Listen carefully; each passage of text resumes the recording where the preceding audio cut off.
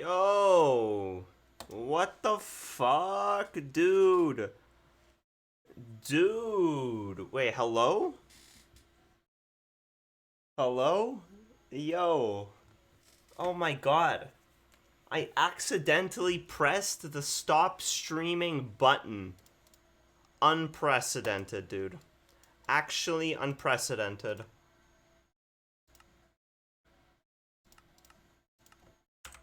2K blind.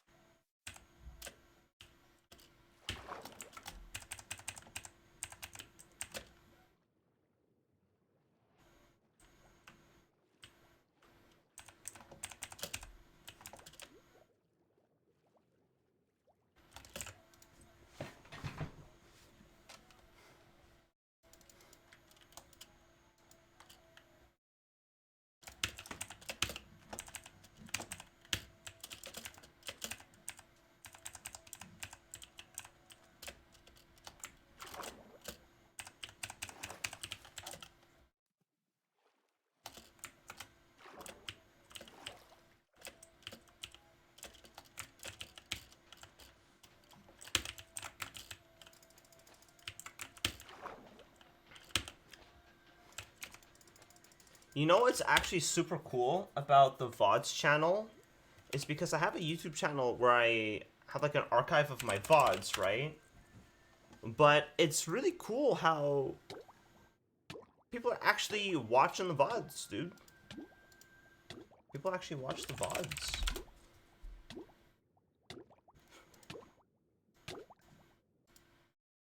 Like, some of the VODs have like 100 views. Over 100 views. That's pretty cool.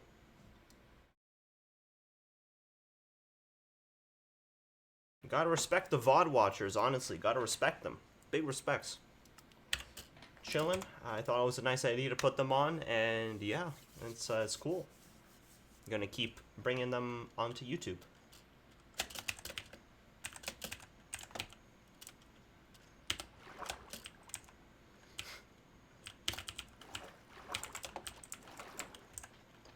We got VOD watchers, and that's like super cool. That's super cool.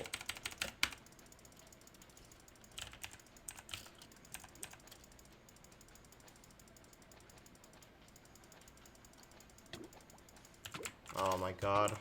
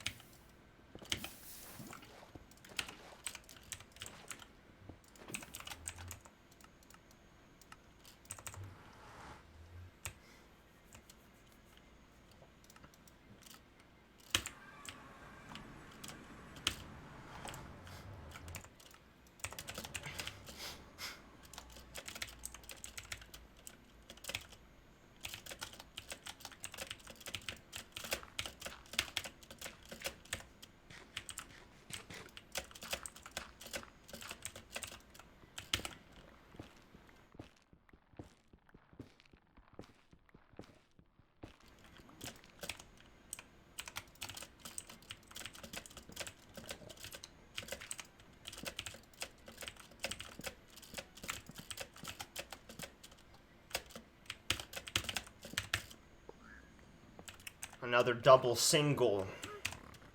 Positive Z fort. I have TNT for this chalice and I didn't use it. Through world record.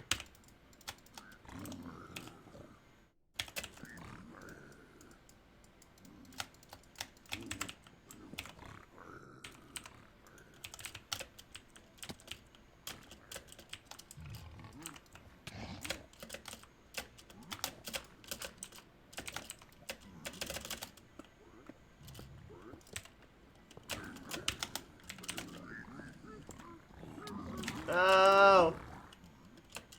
Don't hurt me. Don't hurt me.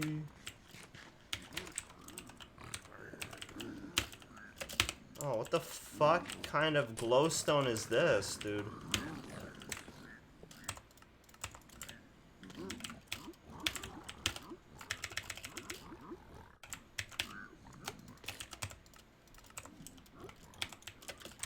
Could have used my TNT to blow up all of the gold at the chalice to mine all of the gold instantaneously, you know what I mean?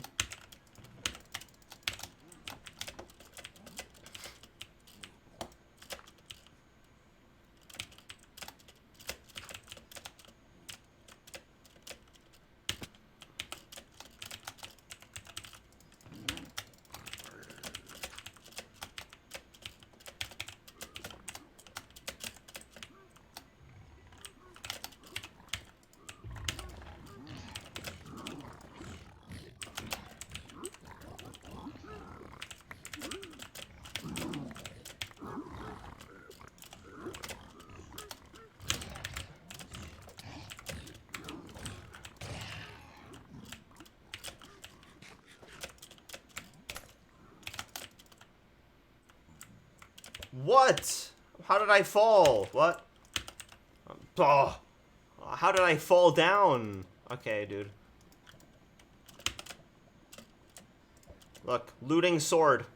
This is gonna be FSG anyways. Oh. Disaster. Truly disastrous speedrun. Full of disasters. We got a 4 roll of pork. Pretty tasty.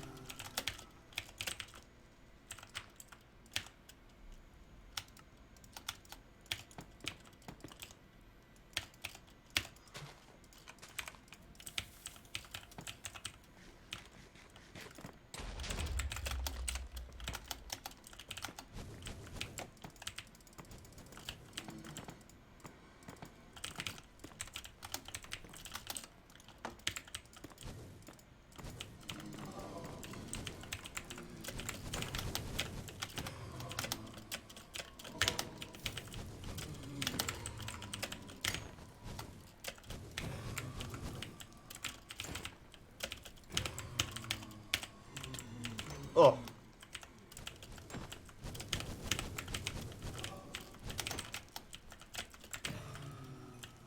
No! No! Fuck. Disaster. This is a disaster. Both of the rods fell into the lava. Shit, dude.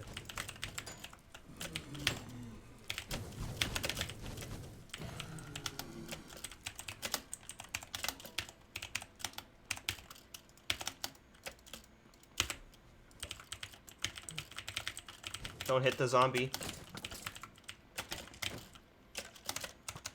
Ow!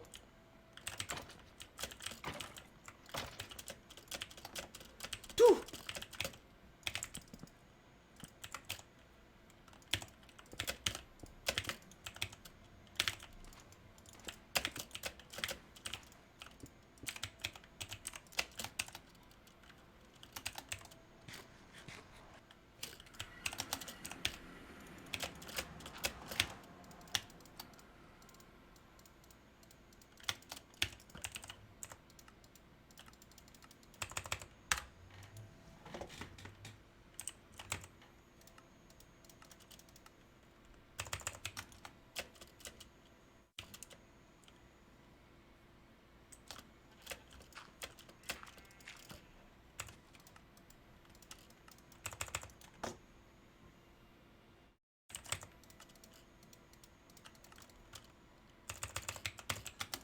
500.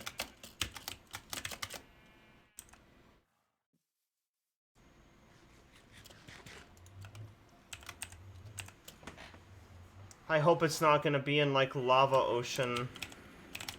It isn't, but I don't have fire res anymore. It's fine, we can make it. It's, okay, negative 5, 6, 82, I overshot it.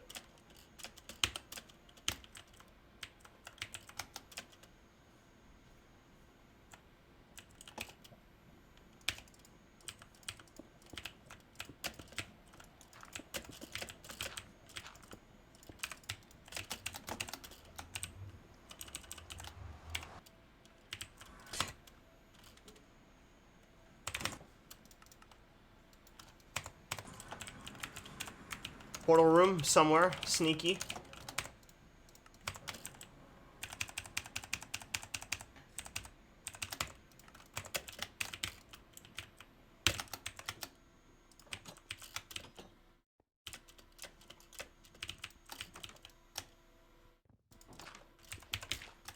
I trolled. GG. Fuck, man. It's like behind starter. Behind starter or mid, but I just have to check the most messed up mid direction ever.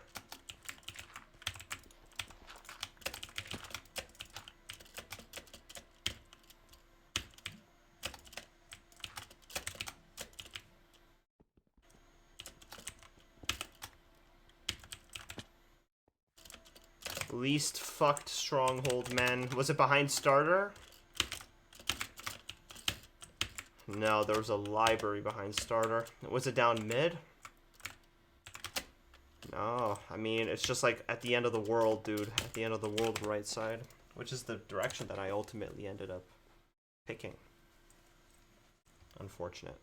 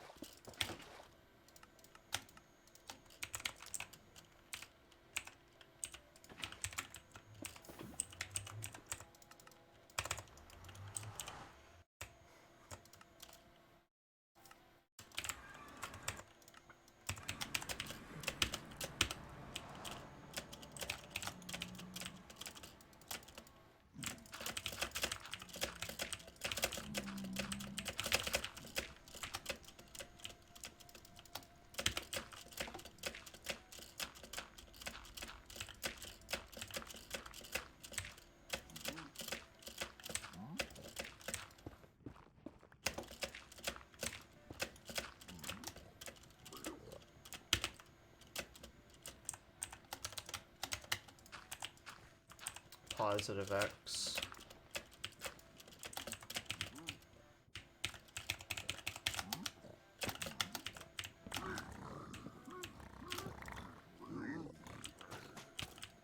Oh my god.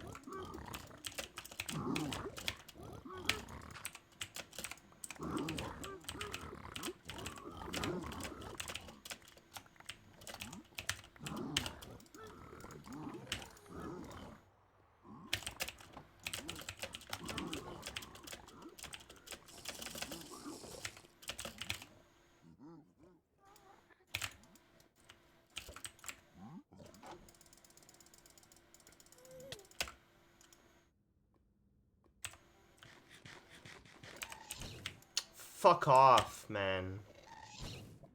No.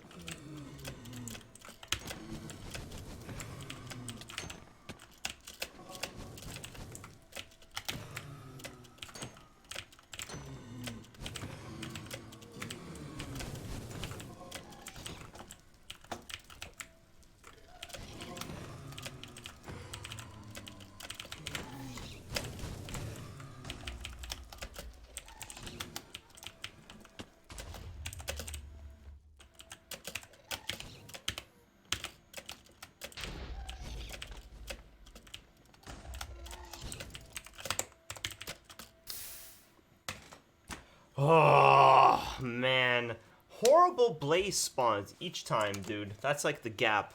The gap is blaze spawns. Even though I did blaze bed, like, it's still such slow spawn. Chilling, though. I'm gonna check out the food. Progress on the food. because I am quite hungry. And yeah, I'll be back in a minute.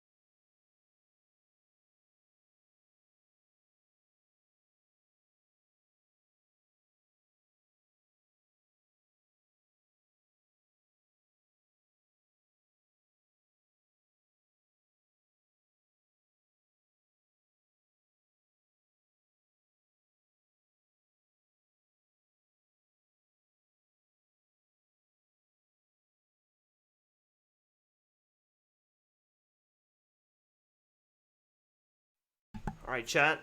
I am back. Let's switch over to Rocket League, probably. It was nice doing some MC runs. It was quite fun, indeed. But holy, dude. Holy. That went crazy. That was, like, crazy fast.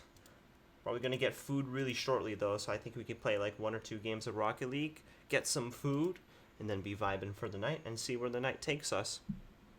We're approaching the late night portion of the stream, even though we just started a new stream because I accidentally restarted the stream.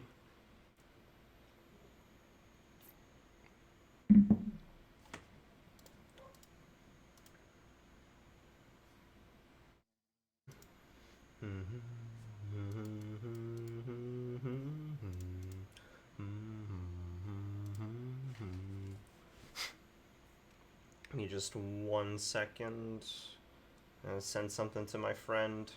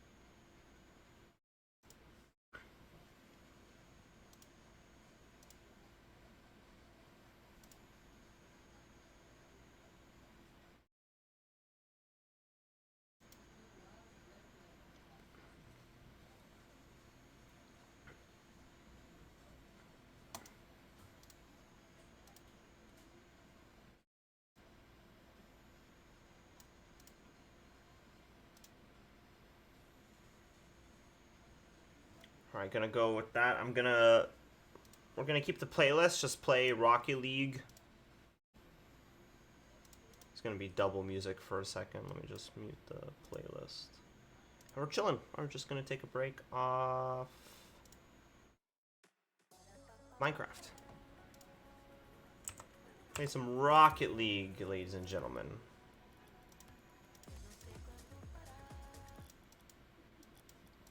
Be Bing chilling with that.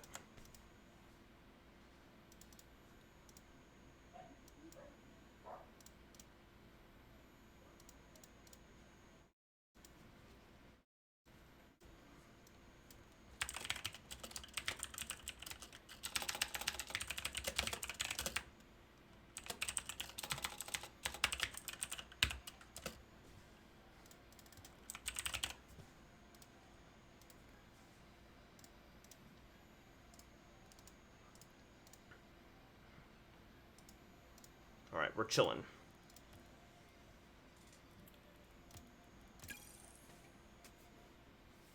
Gonna grab food in a little bit.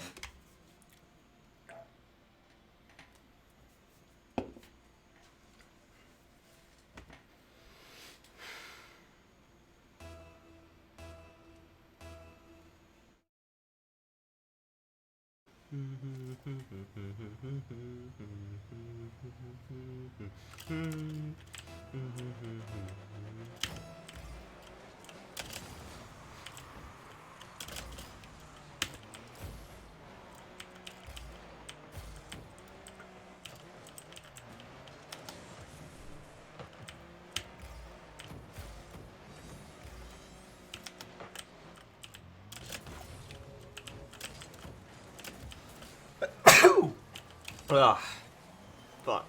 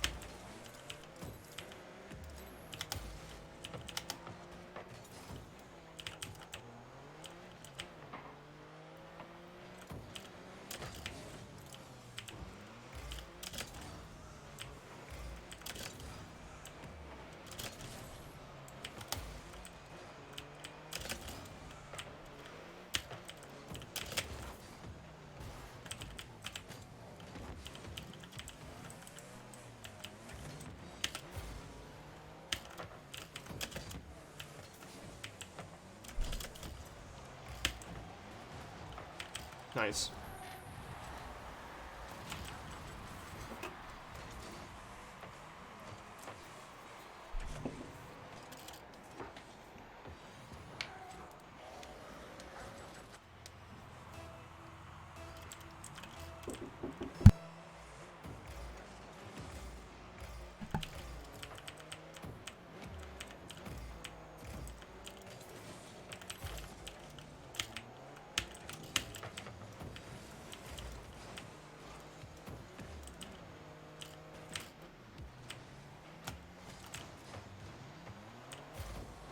Fuck. I mean, I guess I passed it to them. Food is ready. Right after this match, I'm gonna go get some food. Maybe we can watch some YouTube. Watch some interesting stuff, maybe.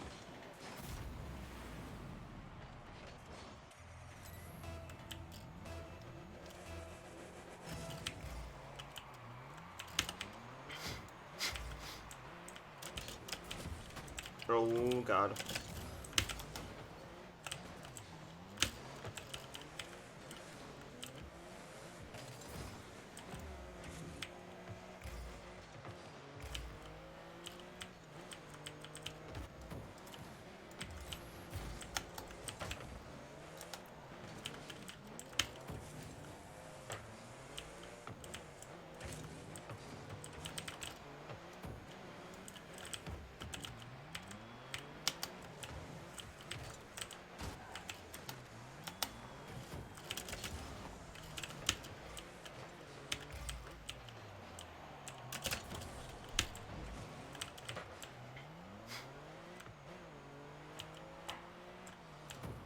And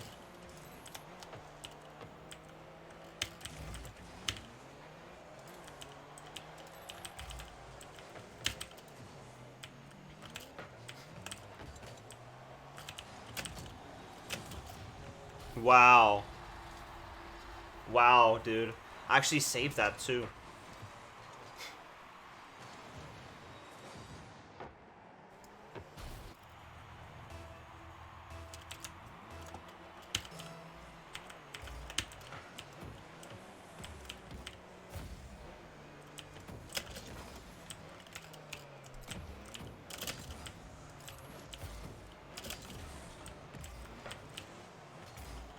It's like totally not my fault.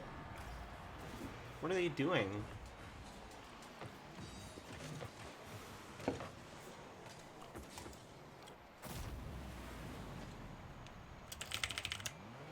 It's fine, we can win this still.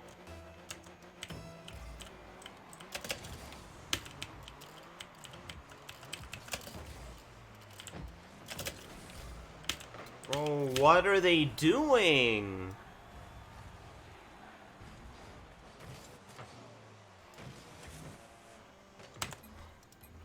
Okay. Alright, chat. I'm gonna take a BRB, gonna go get some food. And yeah, be chilling.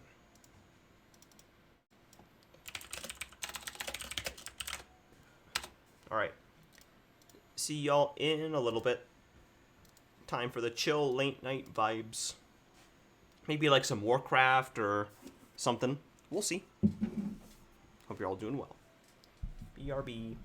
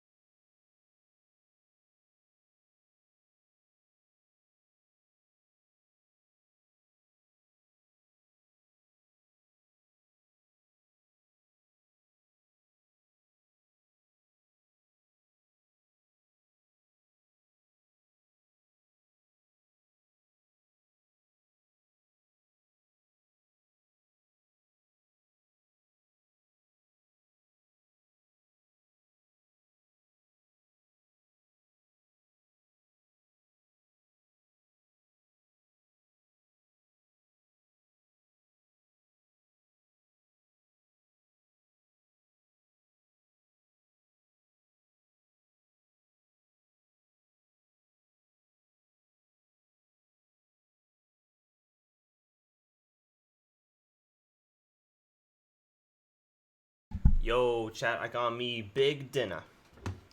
Big dinner. Big chillin' with the big dinner. Gonna be eating this for a moment.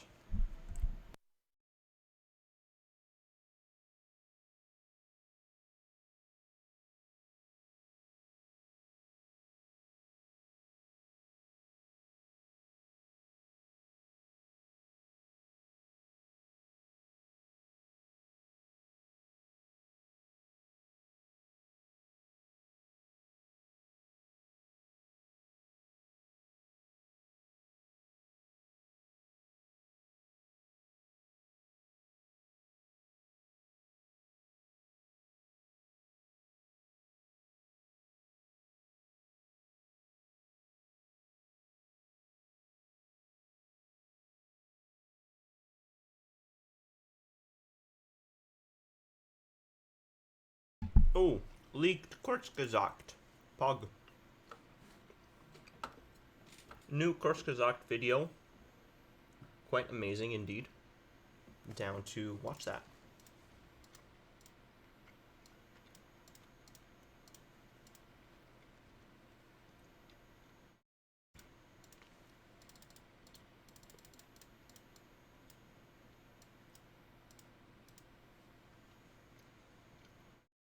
Alright.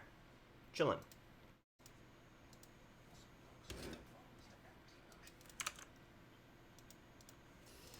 The black hole that kills galaxies. The universe looks like a vast empty ocean sprinkled with rare islands of galaxies. But this is an illusion. Just a small fraction of all atoms are found in galaxies, while the rest is thought to be drifting in between, in the intergalactic medium.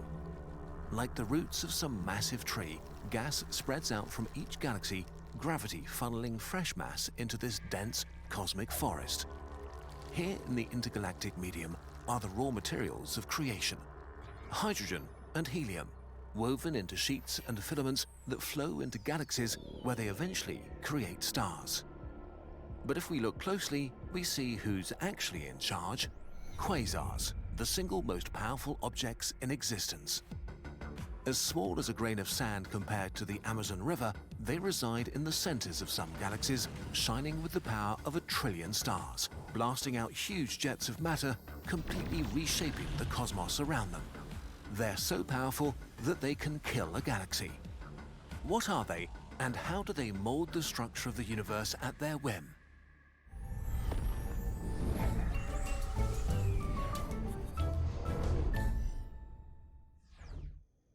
Everywhere you look, weird things in the sky. In the 1950s, astronomers noticed mysterious loud radio waves coming from spots all over the sky. They were named quasi-stellar radio sources, or quasars, because they were dots like stars but were seen in radio waves rather than visible light. Everything about them was strange. Some flickered, others emitted high-energy X-rays in addition to radio waves, but all seemed to be tiny. They all moved extremely fast, as much as over 30% the speed of light. The only explanation was that they must have been so distant that their apparent speed was actually the expansion of the universe moving them away from us. But these enormous distances meant that quasars couldn't just be stars, but the active cores of galaxies billions of light years away. And it gets crazier.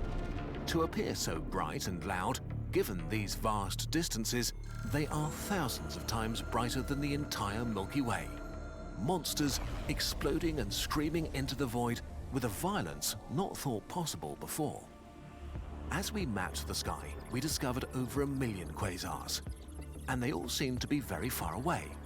Looking into space far away means very long ago, because light takes so long to reach us.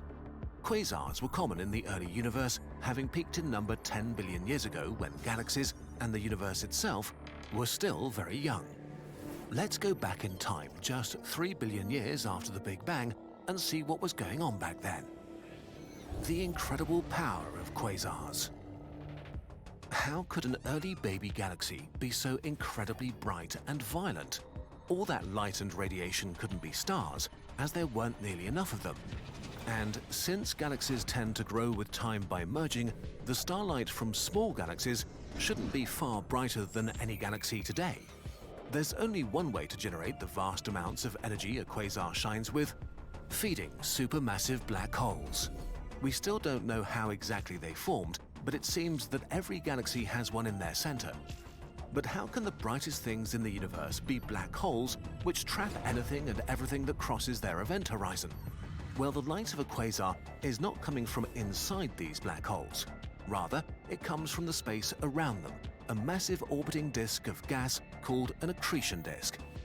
Quasars use the same fuel as stars to shine: matter. It's just that black holes are the most efficient engines for converting matter into energy in the universe. The energy released by matter falling into a black hole can be 60 times greater than that released by nuclear fusion in the core of a star, because the energy released by a black hole comes from gravity, not from nuclear reactions. Matter falling into a black hole speeds up to almost the speed of light before it crosses the event horizon, buzzing with an incredible amount of kinetic energy. Of course, once inside the black hole, it takes that energy with it. You only get to witness this energy if you drop your matter in the right way. Fall straight down and the outside universe gets nothing. But when you have a lot of matter, it spirals in incredibly fast towards the event horizon, forming a disk. Collisions between particles and friction heated up to hundreds of thousands of degrees. In a space not much bigger than our solar system, the core of a galaxy can release many times more energy than all its stars combined. This is what a quasar is: a supermassive black hole having a feast. And these black holes eat a lot. Typical quasars consume 1 to 100 Earth masses of gas per minute. 10 billion years ago, the universe was about a third of its current size, so the intergalactic medium was much less spread out, meaning the filaments of gas around quasars could feed them a banquet, making them vomit insane amounts of light and radiation.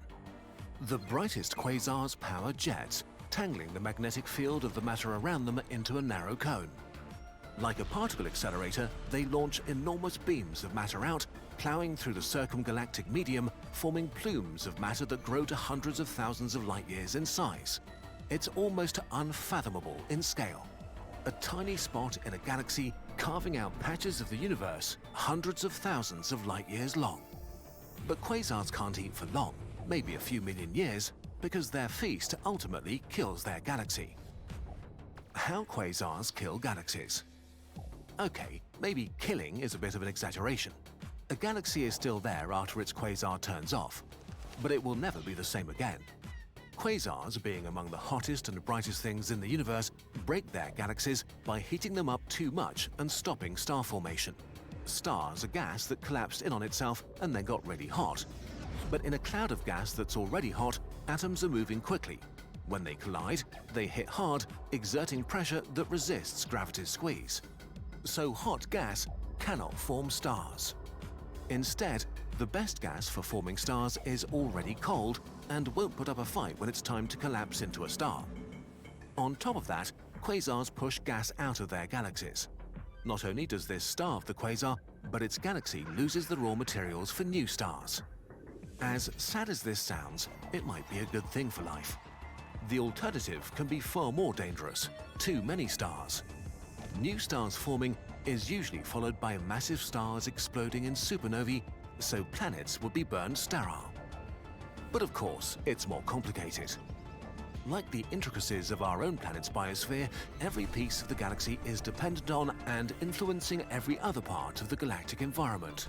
While hot things like quasars and supernovae tend to push gas out of the galaxy, shockwaves and quasar jets can also compress gas, making new stars at least for a short time. But in general, we can say that without things becoming a bit more chill, we would not exist today.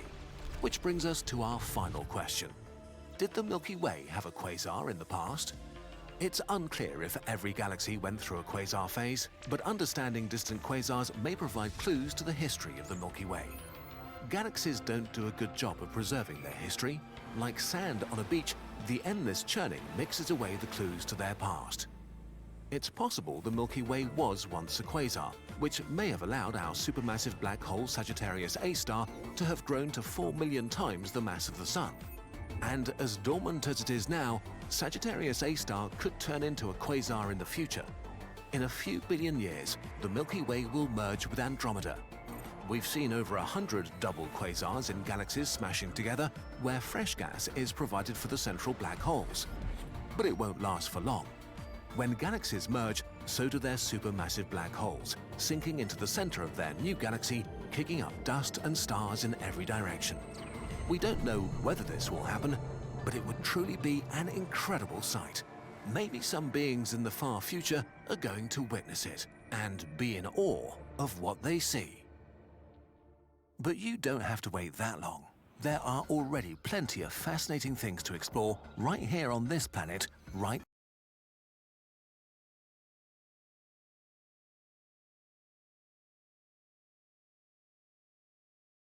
Pretty cool. Also, this is really tasty.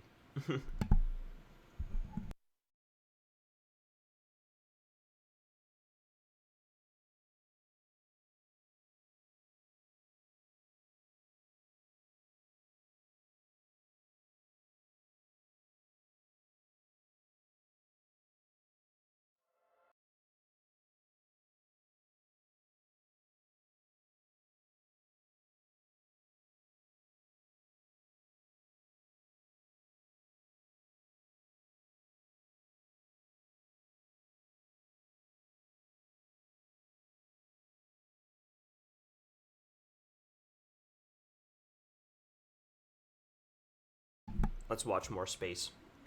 Space. Space. Space. Space.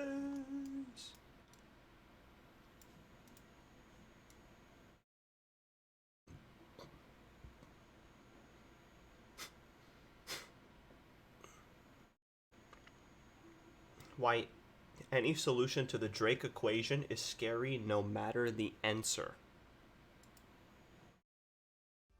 Thanks to Brilliant for sponsoring today's video. Intelligent life is an extremely unlikely certainty. It is unlikely because the number of things that have to go right before it can occur is truly mind-boggling. And yet it is a certainty because it did occur right here on Earth with you and me. And once an event has occurred, the odds of that occurrence become 100%, no matter how unlikely it seemed to begin with. As near as we can tell, this was quite unusual. As we look out across the universe, we think we see desolate, lifeless planet after desolate, lifeless planet. Still, given the sheer number of planets that exist, how likely is it that intelligent life sprang up, not once, but twice, or even more times? Are we alone in the universe? What are the probabilities? I'm Alex McColgan, and you're watching Astrum. Today we shall have a stab in the dark at solving these mysteries and see what we hit. To begin with though, let's start with a caveat. If we're going to try to figure out what the odds are of intelligent life existing in the universe, we should ask ourselves the question, what do we mean by life? Life on planet Earth comes in many shapes and sizes. From the tallest trees to the smallest microbes, from spindly insects to birds or fish or humans, our planet is teeming with life. Yo, what's good, Kek? We generally understand what we mean when we say a living thing. We might define it by it moving around or by it growing. Generally speaking, scientists define life as any system that is capable of eating, metabolizing, excreting, breathing, moving, growing, reproducing, and responding to the to likelihood external of stimuli. intelligent life. Essentially, they are aware of their surroundings in some way. They seek resources. They take those resources into themselves, and they use them to grow or create more of themselves. And then they get rid of any waste that's left over. Ew. Some forms of life are much more active than others. But even things like plants can move to face the sun, open their buds, or spread out their roots over time. So we look at these things and consider them living. Even on Earth though, there are some systems like viruses that push the boundary of what it means to be a living thing. Viruses are so simple that they lack the ability to reproduce by themselves or to metabolize. Instead, they get cells they infect to do that work for them. Are viruses alive? They certainly have proved devastating to other populations of living things, and we can definitely think of them that way. But it's a debate that still rages on in the scientific community. Coronavirus. So, although there are certain qualities that are fairly universal for living things here on Earth, we must be careful about how we go about defining life. For instance, most living things on Earth make use of water to function. It carries important nutrients around our bodies and is so vital for all life on Earth that we consider the absence of water to be a serious red flag if another planet doesn't have it. But if an alien was somehow able to exist by pumping liquid methane through its body instead of water, would that stop it from being a living thing? Probably not. So let's keep an open mind, but roughly let's define life as those things that seek out resources, grow and reproduce. Whether those creatures are predominantly water, like us, or whether they are made from some other elements, or even pure energy, it doesn't really matter. All we care about is the likelihood of them reaching a level of intelligence where they might be able to talk to us. To get to that level, there are still a number of things that need to go right. To begin with, they would most likely need a star to orbit. As near as we can tell, life cannot exist without energy. They would need a planet that suited them. They would need to compete with other organisms for limited resources, thus encouraging them to adapt and progress. In time, they would need to develop problem-solving skills and intelligence as a way of gaining those resources and outcompeting their rivals. Their civilization would then have to survive without accidentally becoming extinct due to a freak meteor strike, or earthquake, or global freezing. It's the They would stages also of life. have to not destroy themselves. They would have to invest in technology, and would have to develop a level of technology that allowed them to reach out across the universe. They'd also have to have a desire to talk to any potential neighbors, as opposed to being intensely isolationist. And finally, would have to broadcast a signal out to us for long enough that we would be able to spot them. All of this is by no means certain. However, as was pointed out by astronomer and astrophysicist Frank Drake in the first SETI meetings in 1961, all of this could be used to calculate the probability of us finding alien life. He laid all this out in his famous Drake equation. This may look a little complicated, The Drake but equation. it's based on a very clever and logical idea.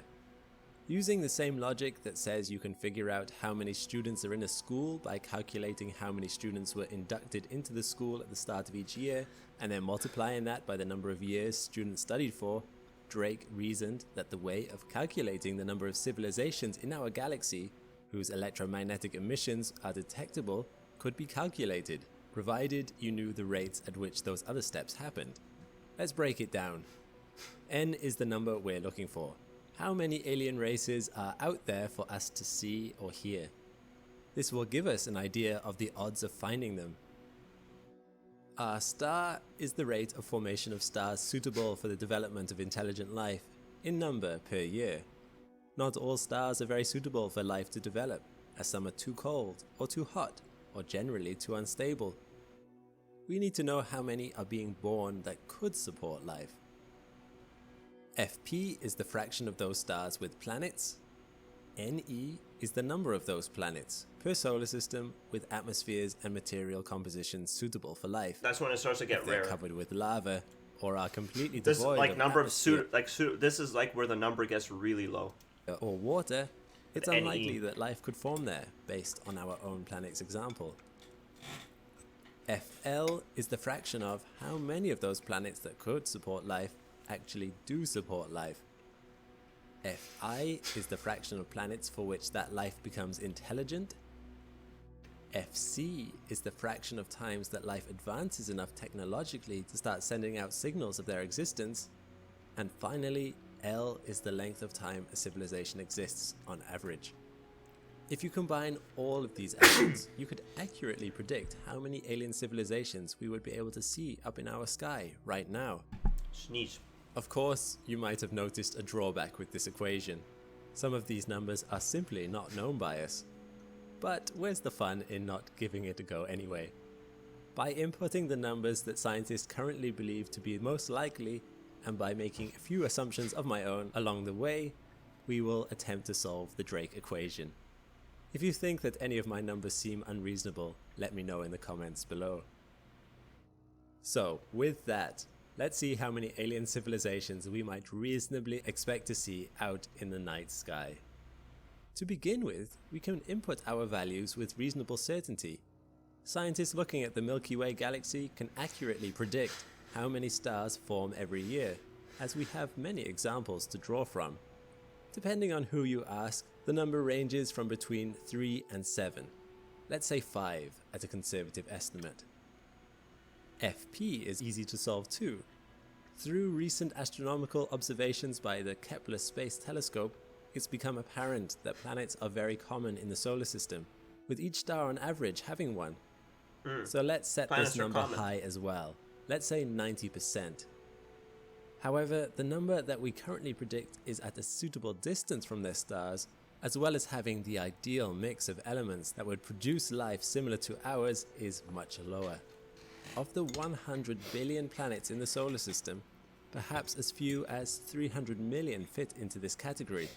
Obviously, this does not account for alien life that's significantly different from us, but let's discount them for the moment, as then this would be even harder to predict. This gives us a percentage chance of 0.3%. Quite a small chance that one of the planets in a solar system is suitable for life. So 0.003 for NE. So far, so substantiated by evidence. Here is where things get a little tricky. For the number of times that life has arisen, we only have one example to draw from: life on Earth. To date, we have not proved that life arose on Mars or Ganymede, for all the conjecture on that front. So we can take this estimate one of two ways.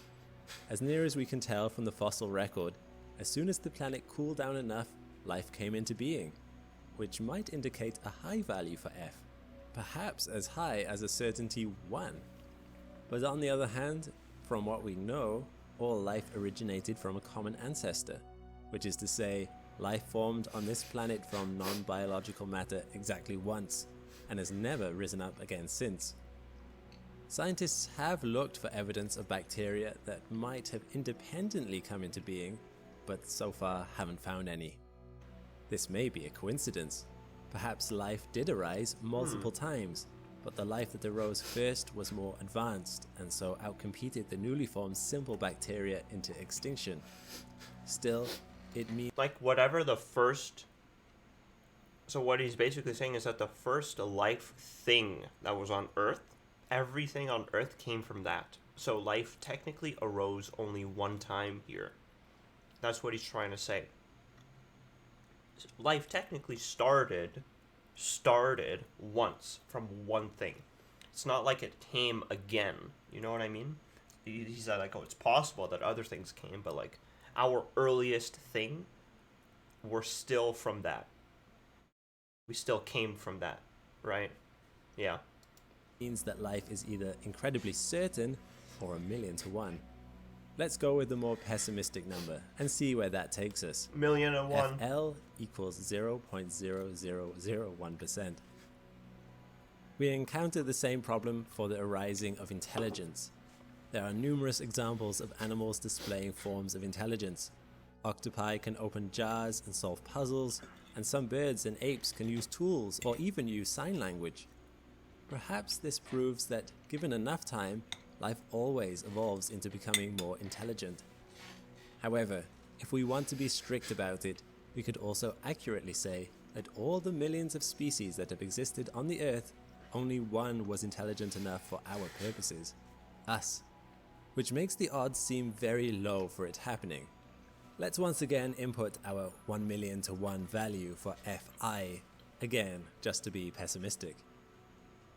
In terms of how many become technologically advanced enough to start communicating, I think this number is likely much higher.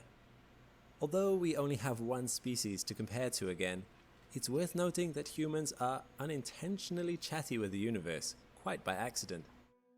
Thanks to industry and transport, we are altering the chemical composition of our atmosphere, which is something an alien race could detect. Certain molecules in our atmosphere are only there because they are man-made. We also send signals out into space thanks to our radio signals and satellites.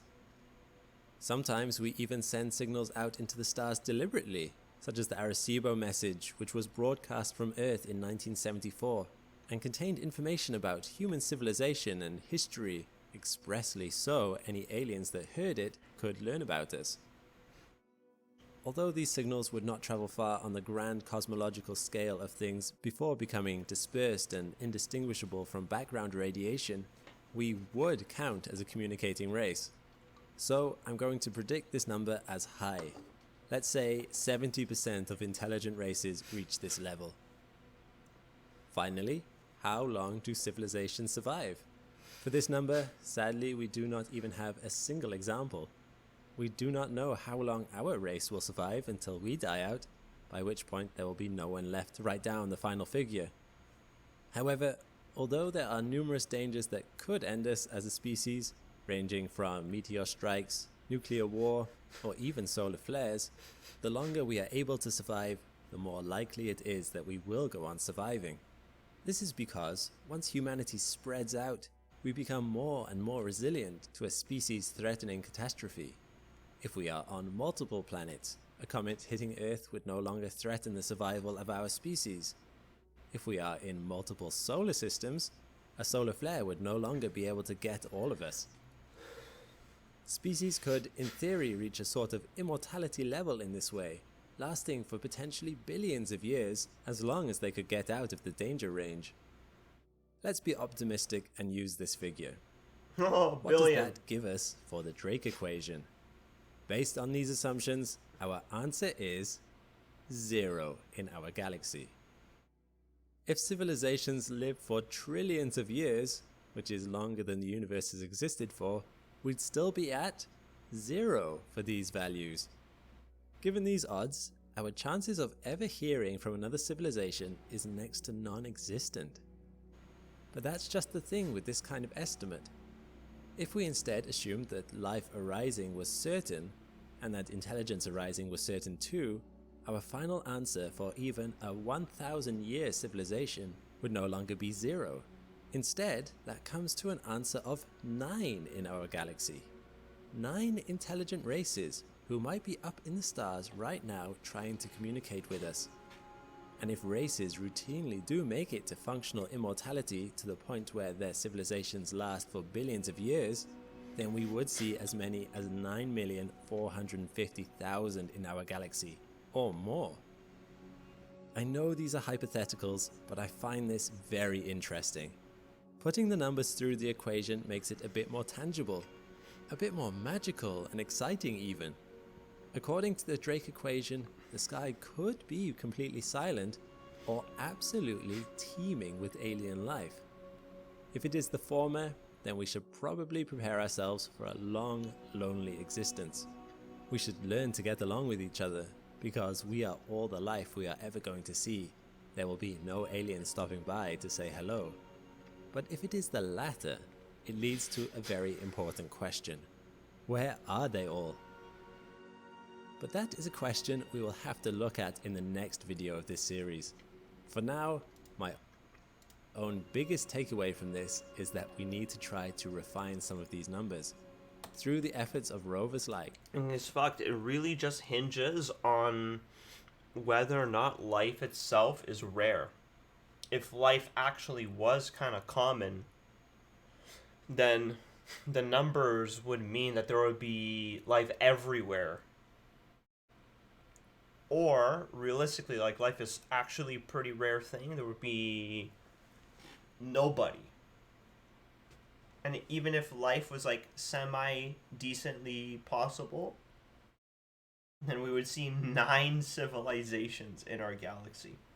In the galaxy. Like, that shit's rare. Perseverance on Mars, we are already taking. it entirely matters on how likely life is to form. And once we figure out that number, it will be a good explanation.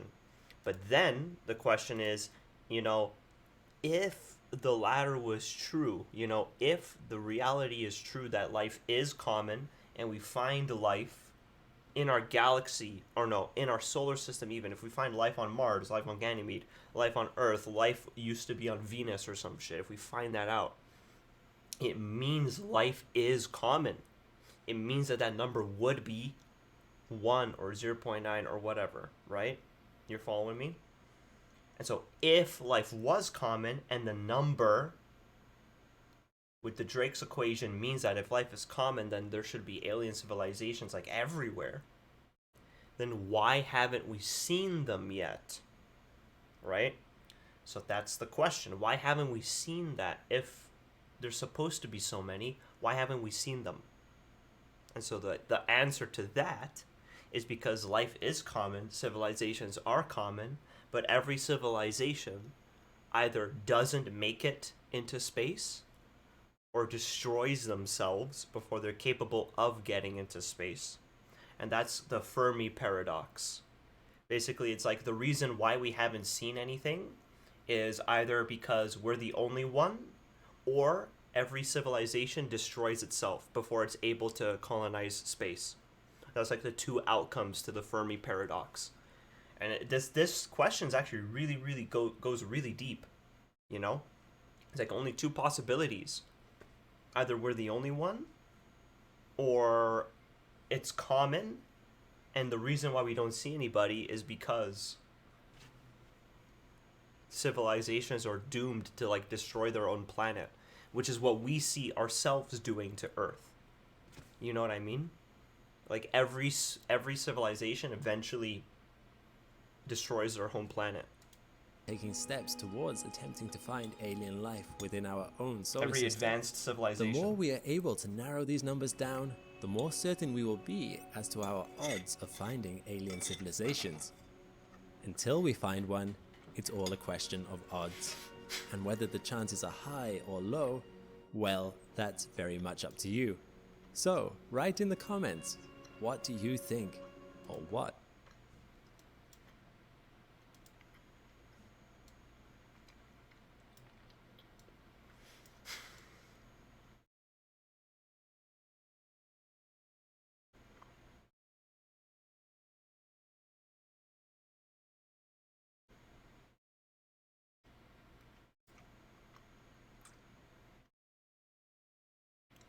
You see, I think we watched this before, but I'm down to see it again. Why this solution to the Fermi paradox is terrifying. Fermi paradox, right? Thanks to Henson Shaving for sponsoring today's video. Throughout human history, much thought has gone into what alien life might look like. Sometimes they are depicted as grey-skinned humanoids with large eyes, sometimes as strange tentacle monsters. But ultimately, while this is an interesting question to consider, it's not really the most important one. For there is a far more pressing consideration we need to talk about if aliens actually do exist. Yeah. Namely, if we encounter aliens tomorrow, what might we expect them to do?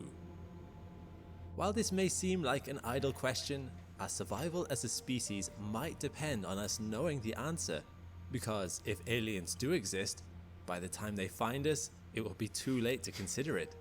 By then, it might be too late to do anything at all. This is a question that determines our species' destruction, or maybe our salvation. I'm Alex McColgan, and you're watching Astrum. Join with me today as we see what we should do when approaching the search for alien life. Because depending on the answer to this question, we have some vitally significant choices ahead of us as a species. And seeing as this is a question that scientists and political leaders are not yet considering seriously, let's have a go at it on this platform. For this video, I will draw on some of the ideas and knowledge we...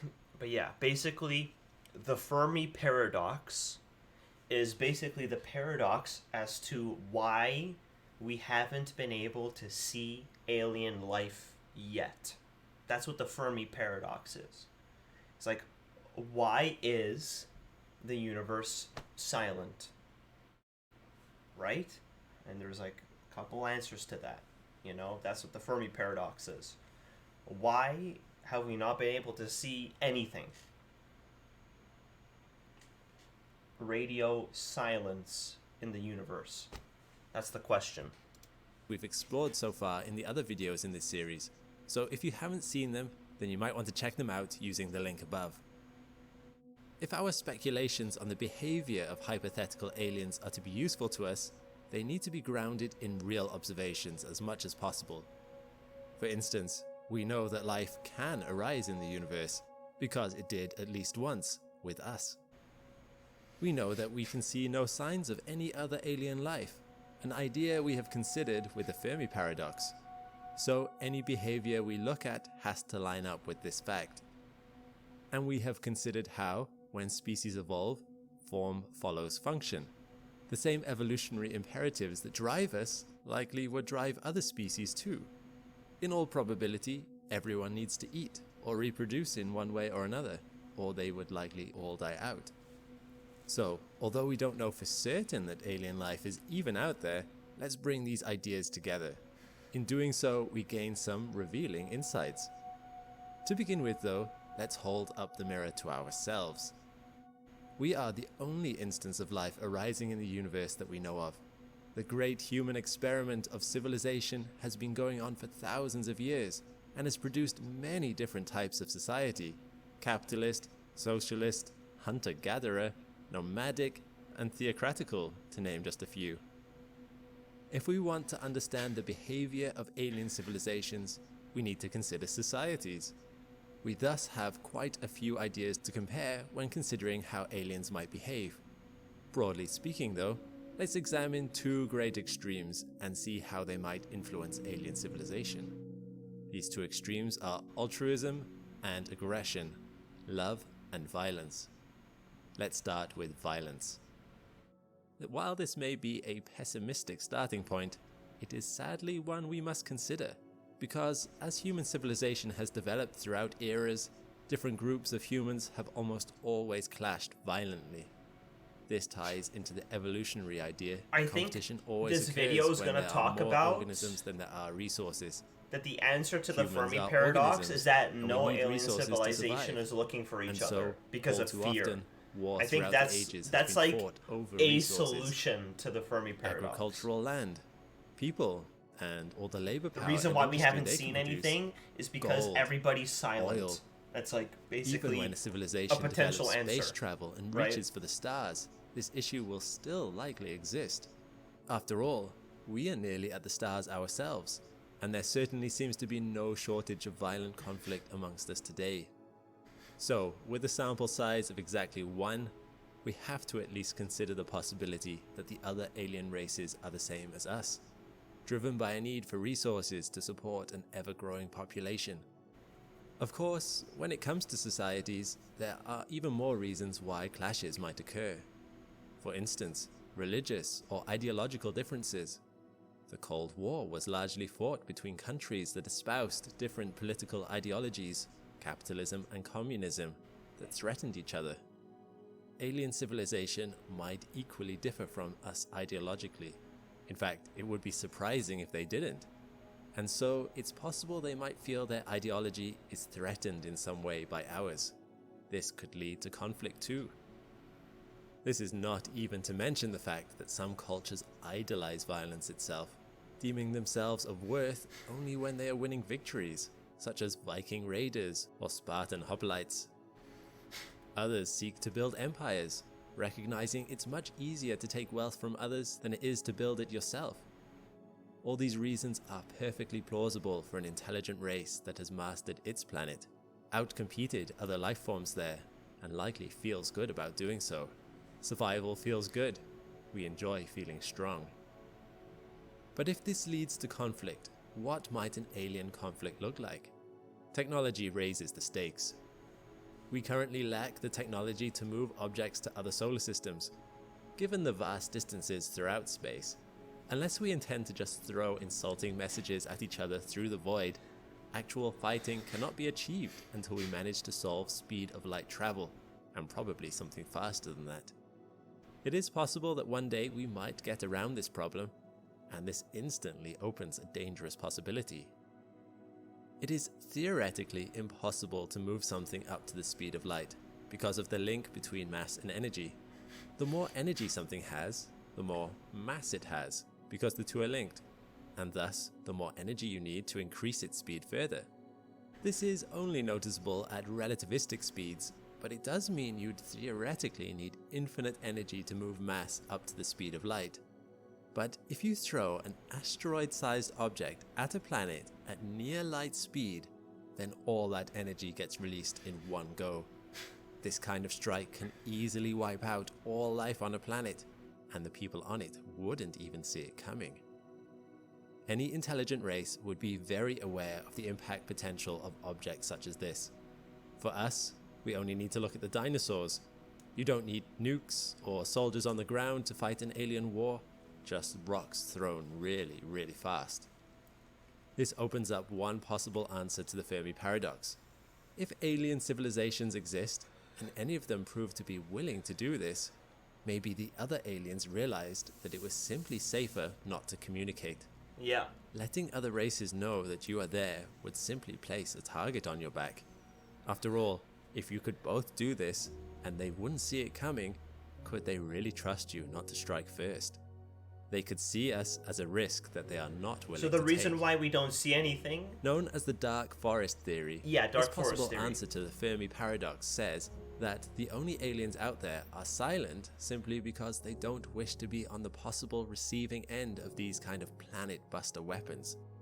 Like Sure. hunters traveling cautiously through a dark forest, they are all either quiet or dead. They have been subject to this selective pressure.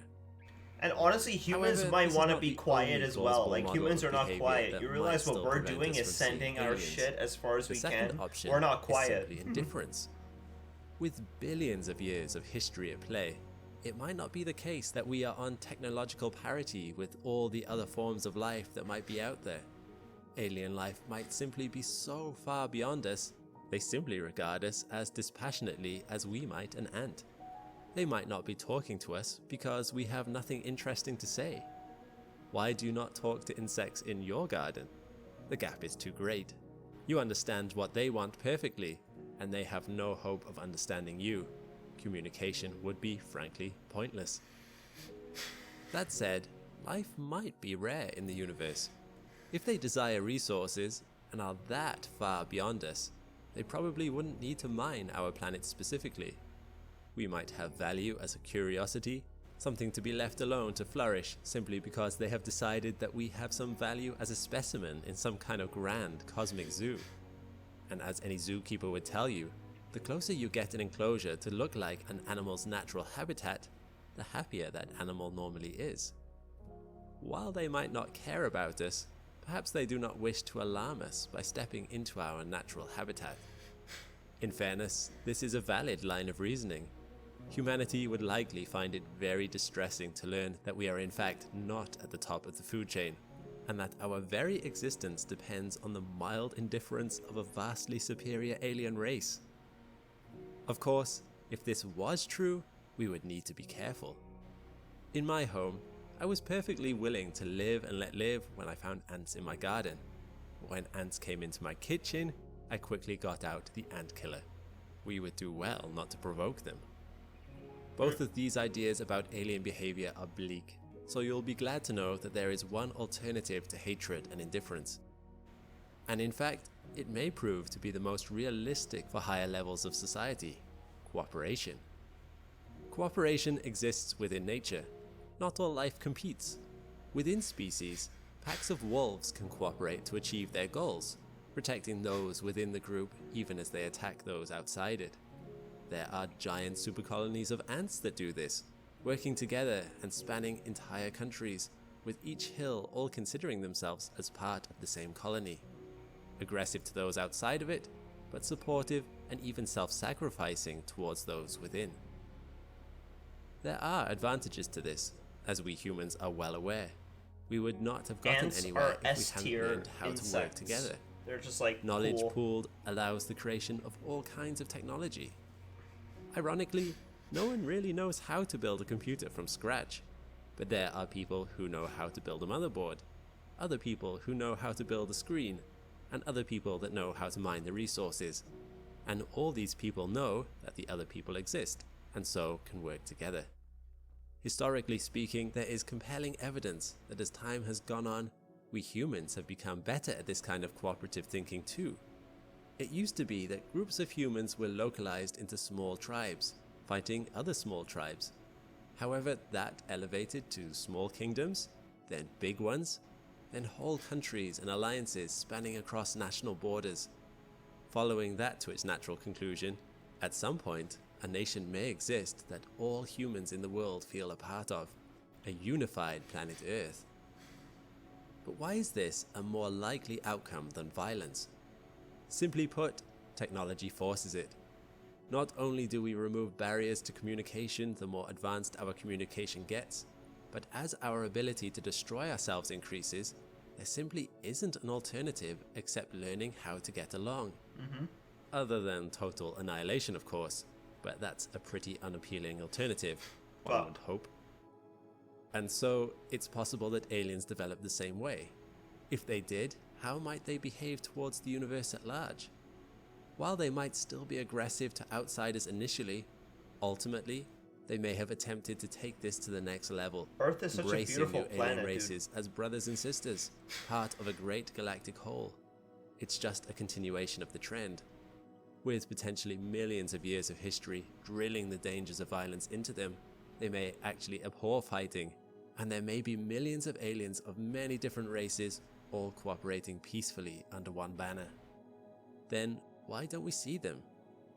Well, perhaps they prefer to let us learn our own historical lessons about the value of cooperation before speaking to us. An aggressive race would not benefit the galactic community as a whole, so until we learn to get along, advanced alien races might not want to share with us their ideas and technology, particularly if such toys could then be used as weapons. Perhaps they believe that we will either figure out how to get along, or else we'll wipe ourselves out. Either way, in the meantime, it is better they stay hands-off. As any parent will tell you, sometimes telling a child something is not enough for a lesson to sink in. Sometimes experience is the only effective teacher. There might be a galactic community out there just waiting to welcome us. Violence, indifference, benevolence. In theory, any of these or all of these in some combination might be the reasons we don't hear from alien life. Ultimately, we would be wise to tread carefully. Meeting alien civilizations might there's sound a bunch exciting, of different but it possibilities. would inevitably come with terrible risks and possibly fantastic rewards. Is it worth the gamble? So basically, yeah, it's like the Fermi paradox, right? Fermi paradox. Why haven't we heard from alien life? And basically, this is just like a possible reason. Is because technology, and especially technological combat in space and interstellar travel and all that shit, is so freaking busted. Like, you could just, like, wipe out a planet by accelerating an asteroid at them, type of thing. So it's possible that no civilization wants to contact each other just because of fear. It's called the dark forest theory. Like, everybody's just trying to be as silent as possible, which is what we should probably be doing. Yeah, it's interesting. And there is, like, the great filter theory as well. It's like a bunch of different theories, but, like, for some reason we don't see anything, you know? And it's like a paradox. There's like multiple different ways to think about the reason why we haven't seen anything. Yeah, pretty cool. Space is cool. Space is awesome. I love space. We're gonna speedrun Minecraft on the moon whenever that comes out. That's our content idea, alright? Just is what it is. Alright, I'm gonna take a BRB, take a little step outside. Hope you're all doing well. I'll be back in a little bit. Chilling with some Rocket League. Boom, boom.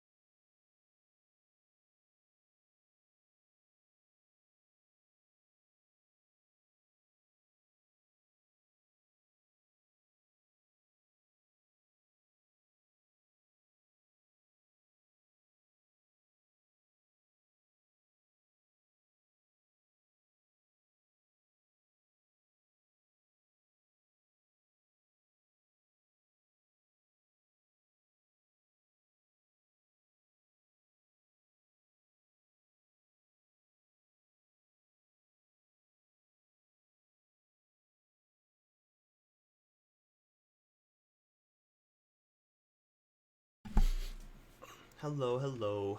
I am back. Just taking a little walk outside. Just quickly.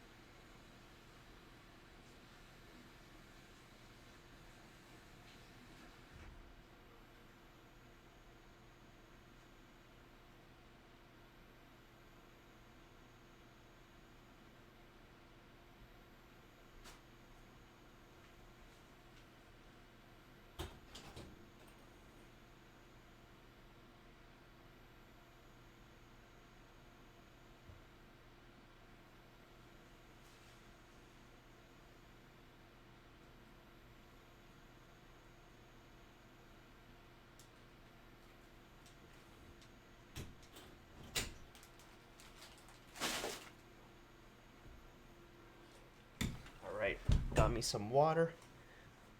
Whew. Whew, whew, whew. And we're chilling.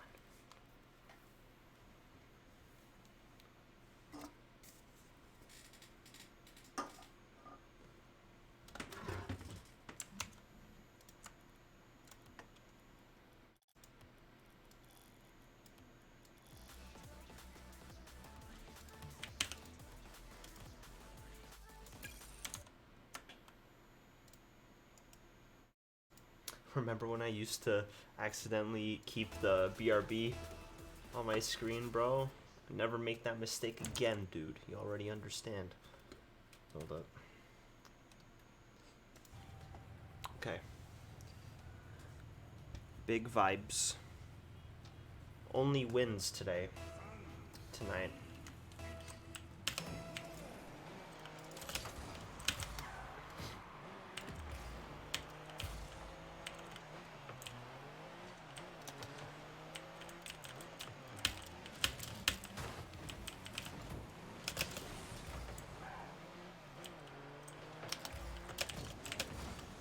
Oh my god.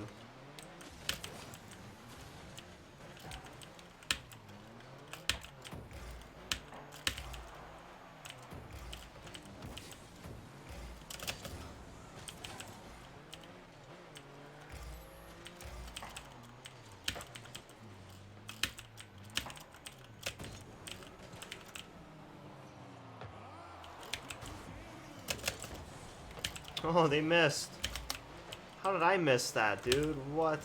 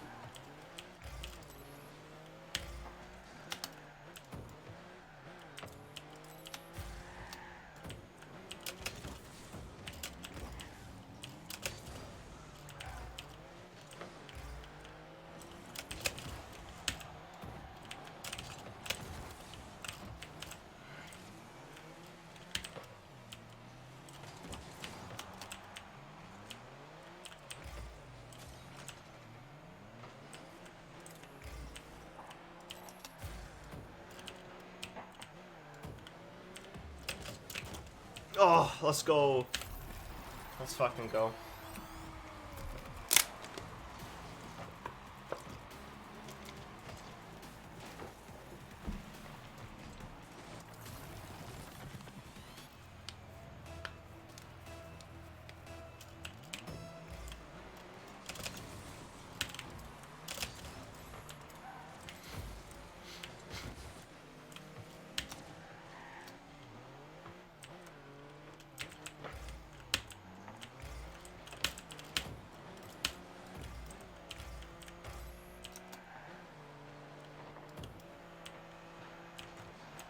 Ooh.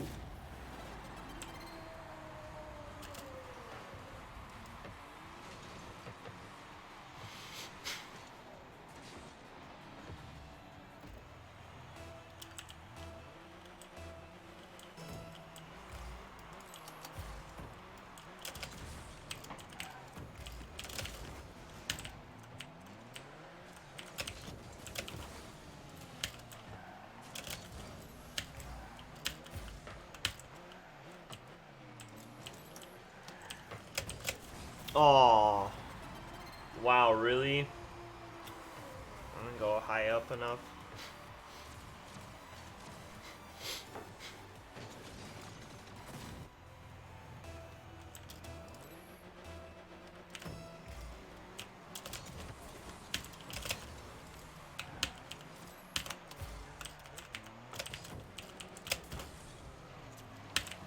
Oh, that's a goal right there, bro.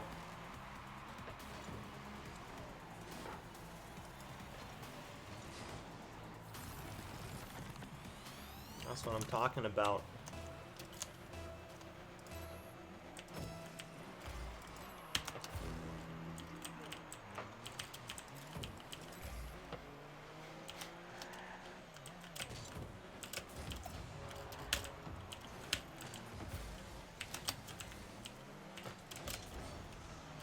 Oh. Shit.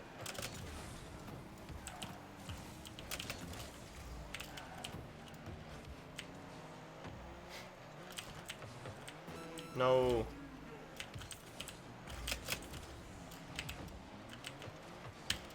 Wait, what? How's nobody in net? What's everybody doing? Oh, that guy got booped out of the way. Unfortunate.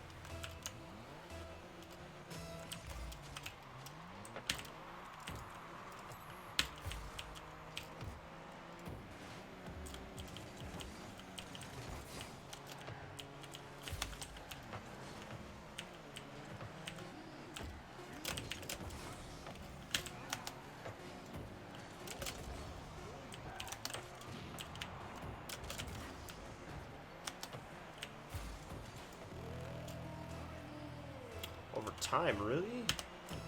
Thought we won.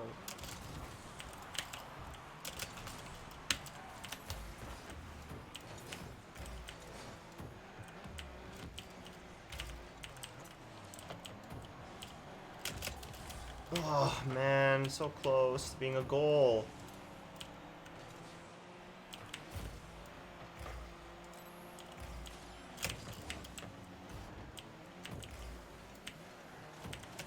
Dude, are you fucking serious, dude? Like, what are they doing? What are they doing? They both... Okay, whatever. It's pretty cool wheels. It's like a lizard thing on it.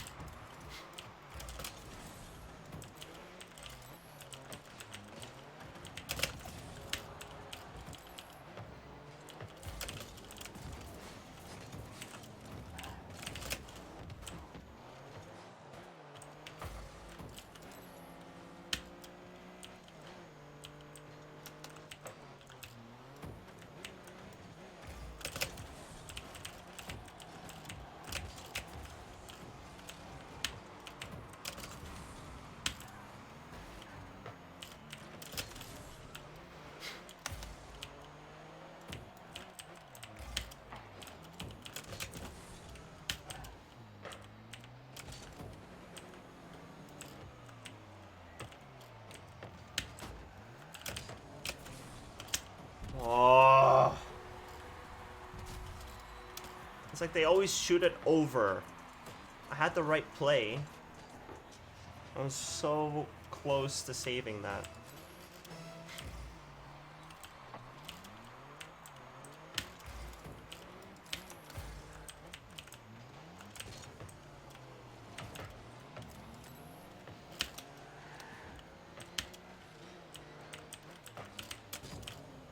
Oh my god.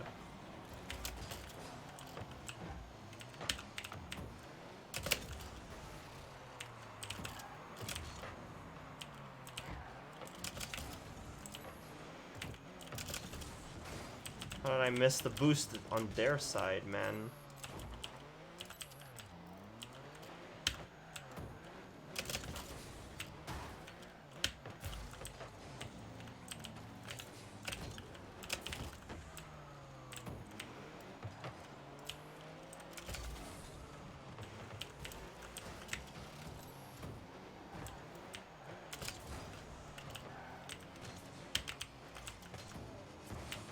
Well, let me have boost.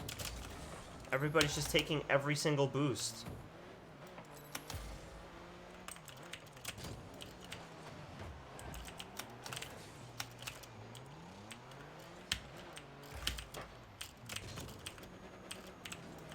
Oh no. Oh no, dude. Oh man. This game's hard.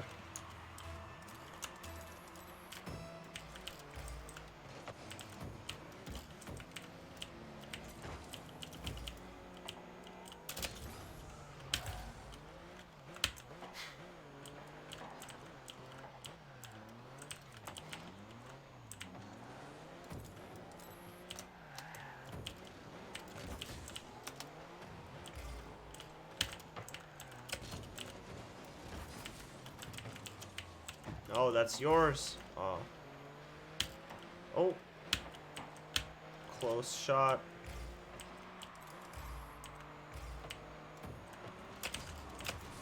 Wow. I don't even know how they hit that there, man.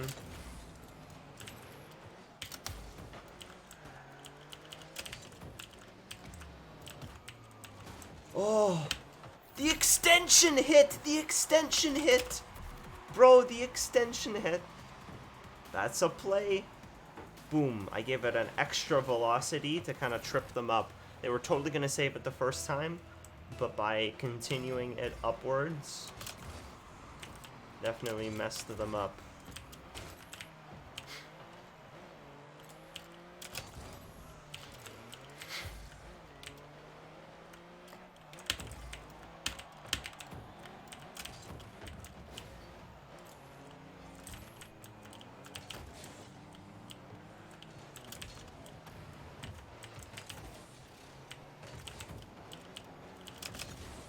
What's this guy doing?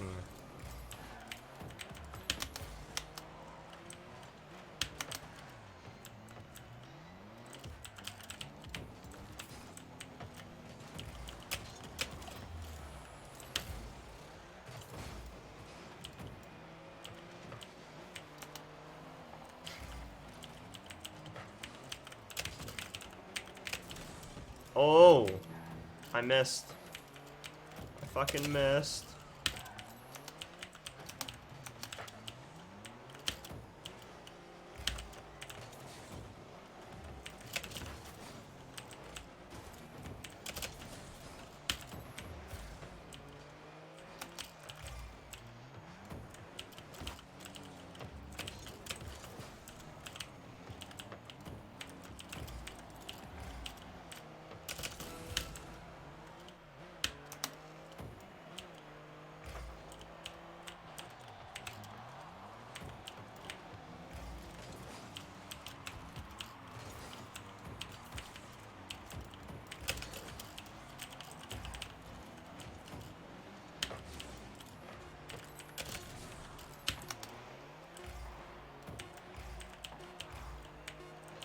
Set it up for me.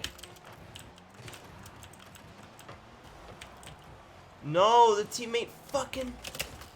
No, the teammate fucking booped me! My teammate booped me.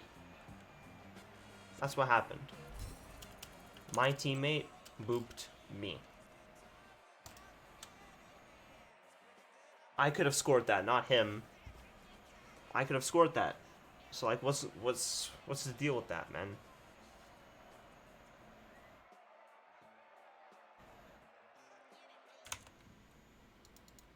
Unfortunate. Like that last aerial right there, the guy, my teammate decided to go for it and miss it, you know? I feel like I had a really good shot at shooting that and actually getting that in.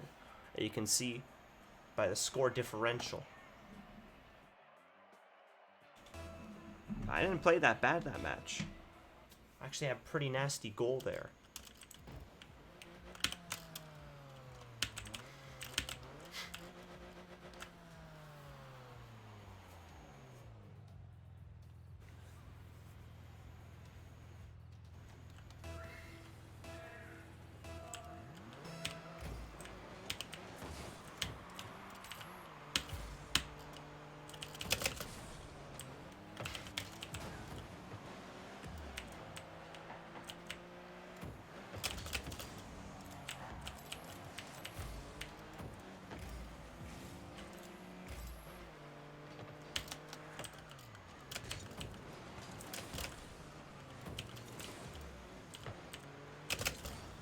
Ah, damn it.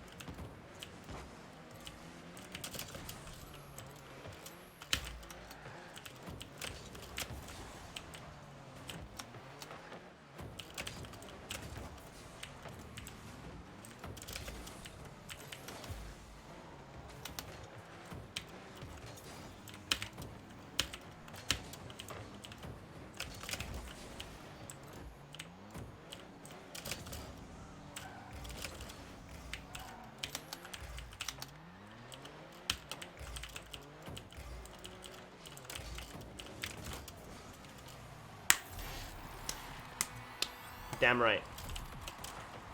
That's an aerial goal.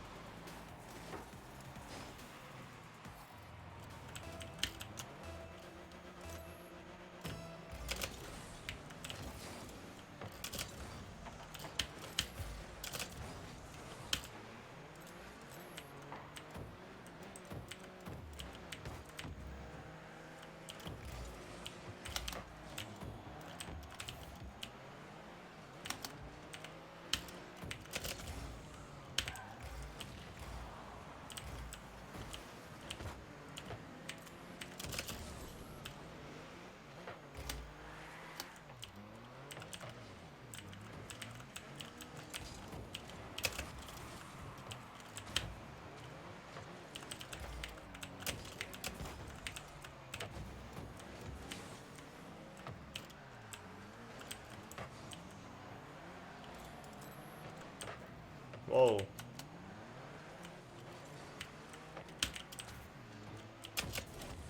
Oh no, man. Couldn't save that.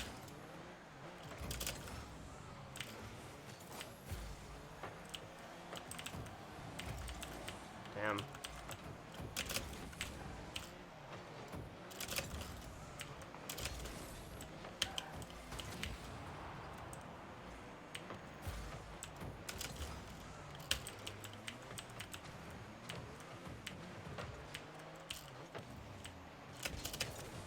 Oh, wow. Wait, what? How did that... Who even hit that ball there?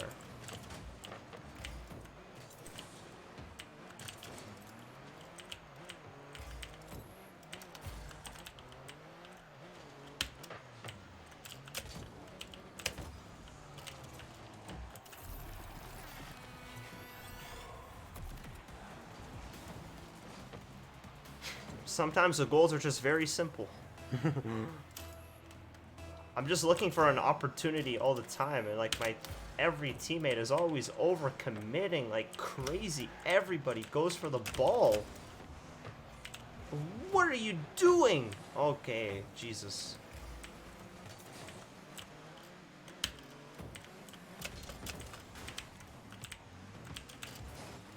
Look, we don't even have a person defending right now because everybody's forward.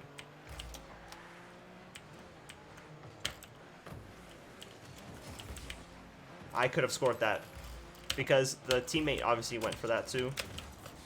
Jesus Christ. Okay, well, it's fine.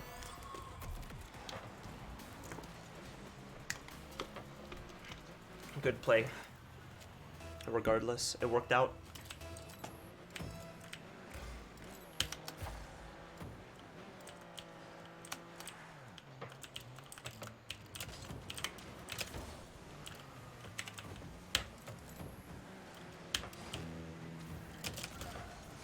Oh.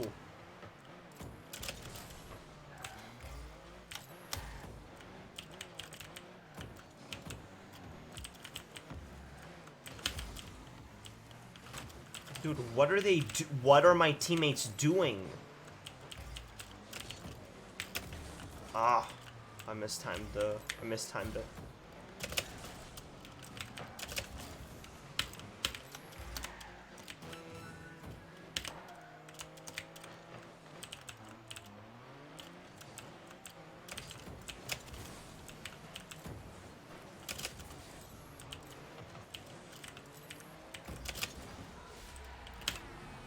So, like, what's the deal here? What's my team doing? So, me and this guy are forward. Where's my other teammate? I was, like, on the side.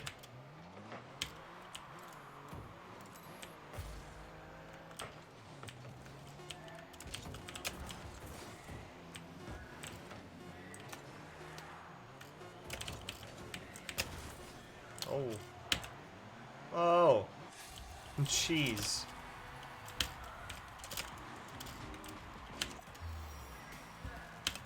Wait, really? How do we win? This is a 0-second goal.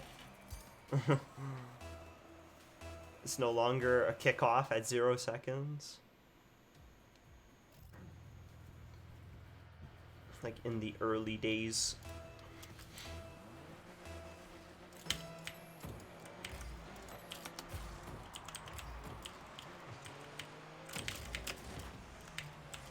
At that.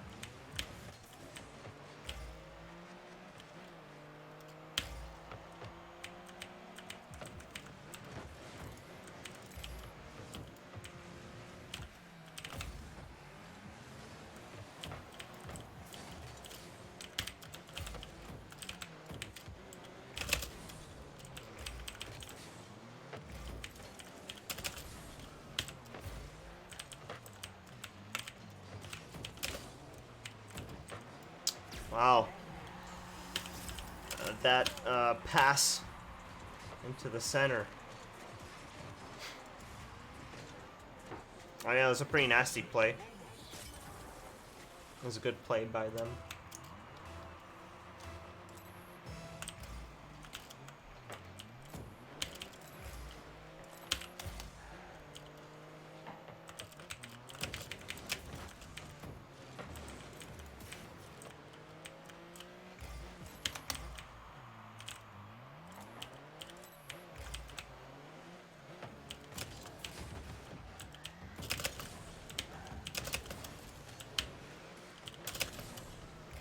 Dude, what? What? Oh. What are they doing, dude? Oh. Okay, cool. We take those.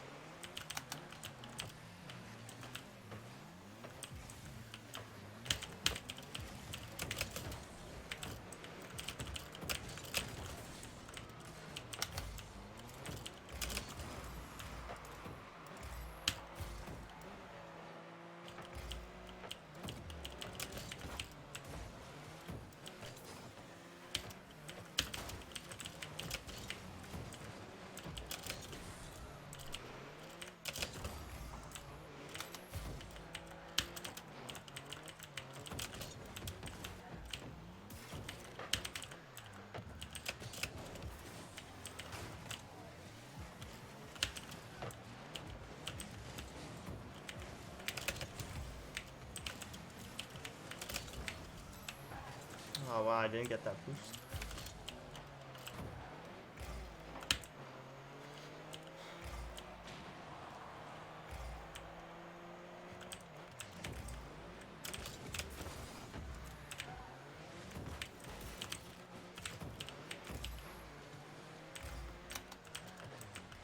Nice.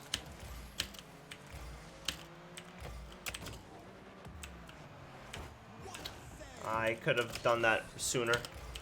And maybe actually hit that if I went sooner. Wait, what are you doing? Okay.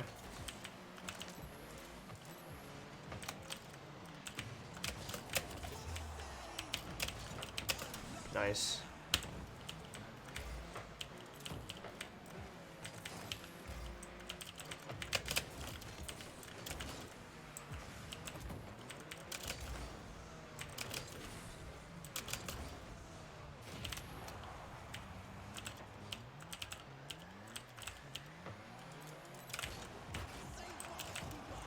Aw, man, no, I was trying to get boost, man. No boost anywhere. Look, I'm waiting for that boost. In the corner, it never showed up. I should stop doing that. But, like, there's no boost anywhere, man. Everybody took everything. There's no boost on my side there. How can I save that ball with no boost?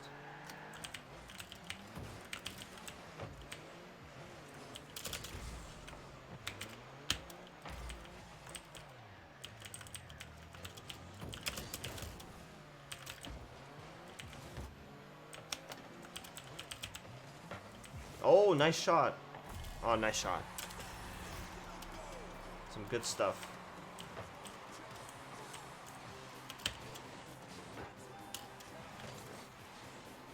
That guy's car looks nice.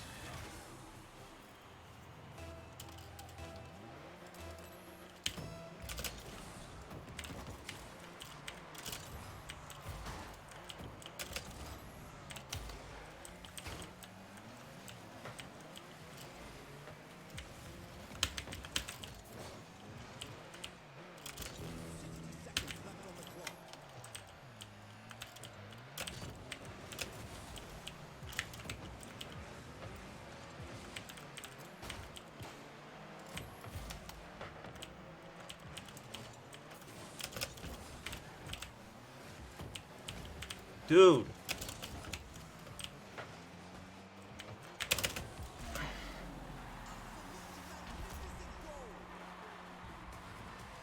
I got booped like fucking million times there, man. Boop, boop, boop, boop, boop.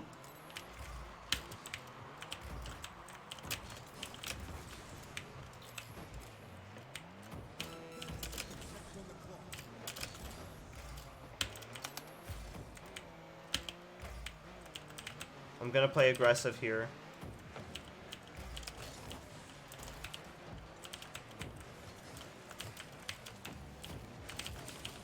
What?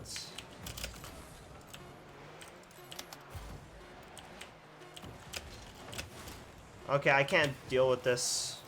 I can't deal with me going for really huge clears and my team always tapping it instead. I can't deal with this. Like, I actually can't deal with that. Can't deal with that.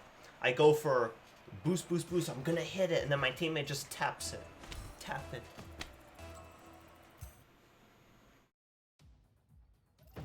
Like, I don't know. There's no way to even communicate that unless we're in a VC with the teammates.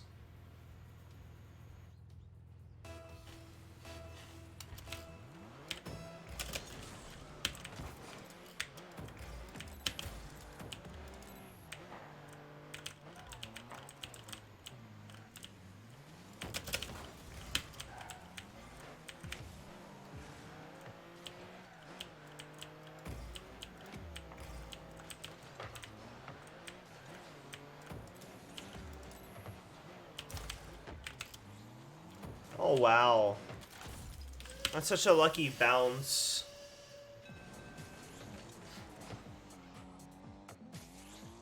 It's just like bounce to go in. Whoops, I guess.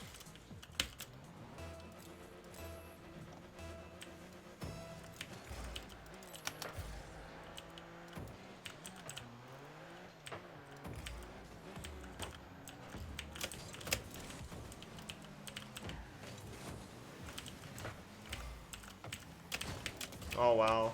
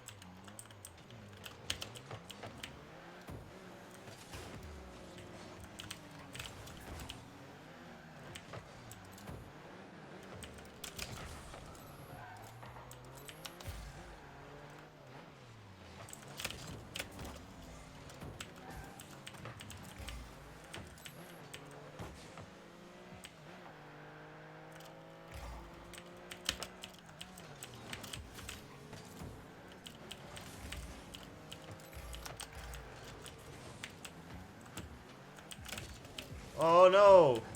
Oh!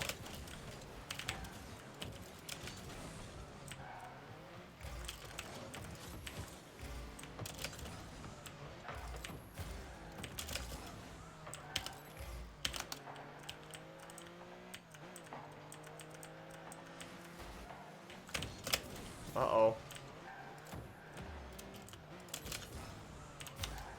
Uh-oh.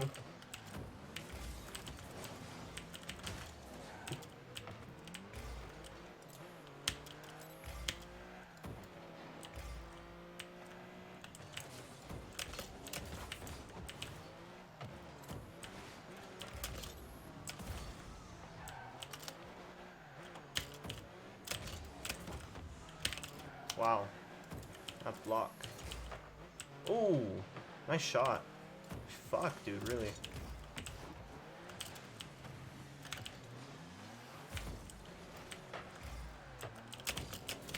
Oh.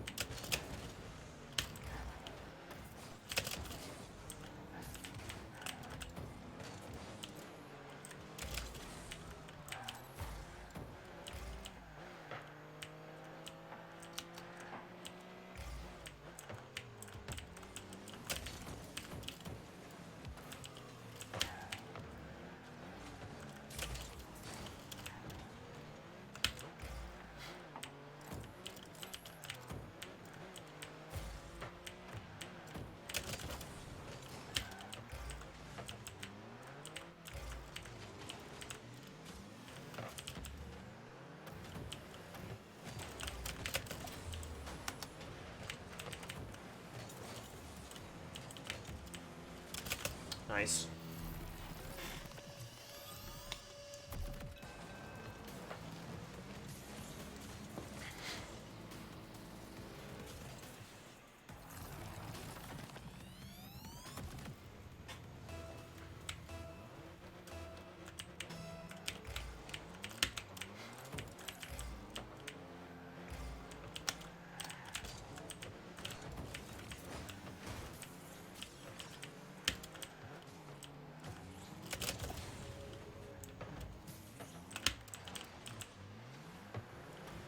Um...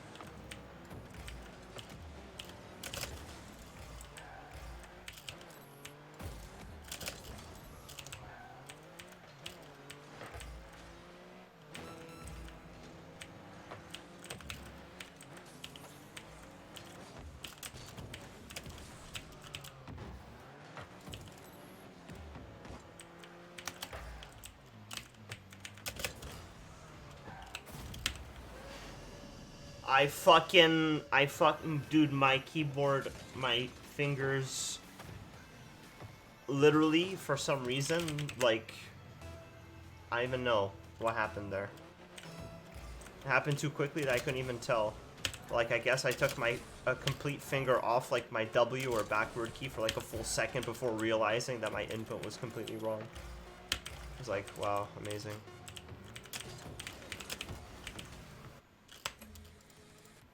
I'm out of out of there, bro.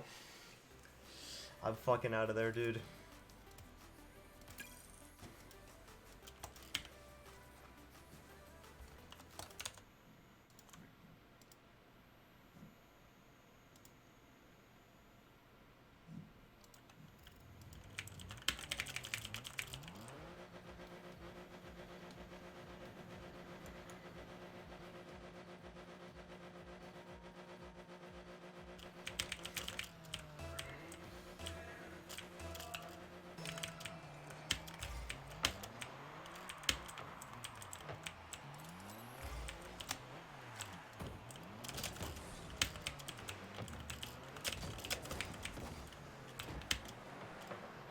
Oh.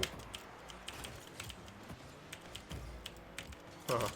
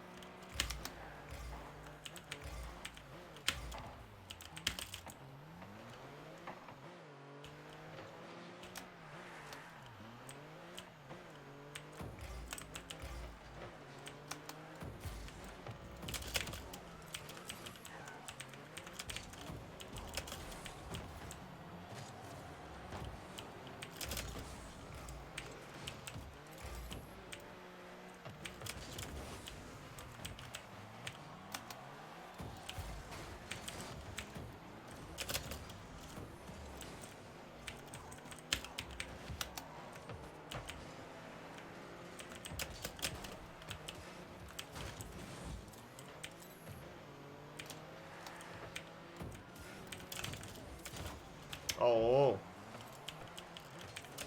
How am I supposed to know?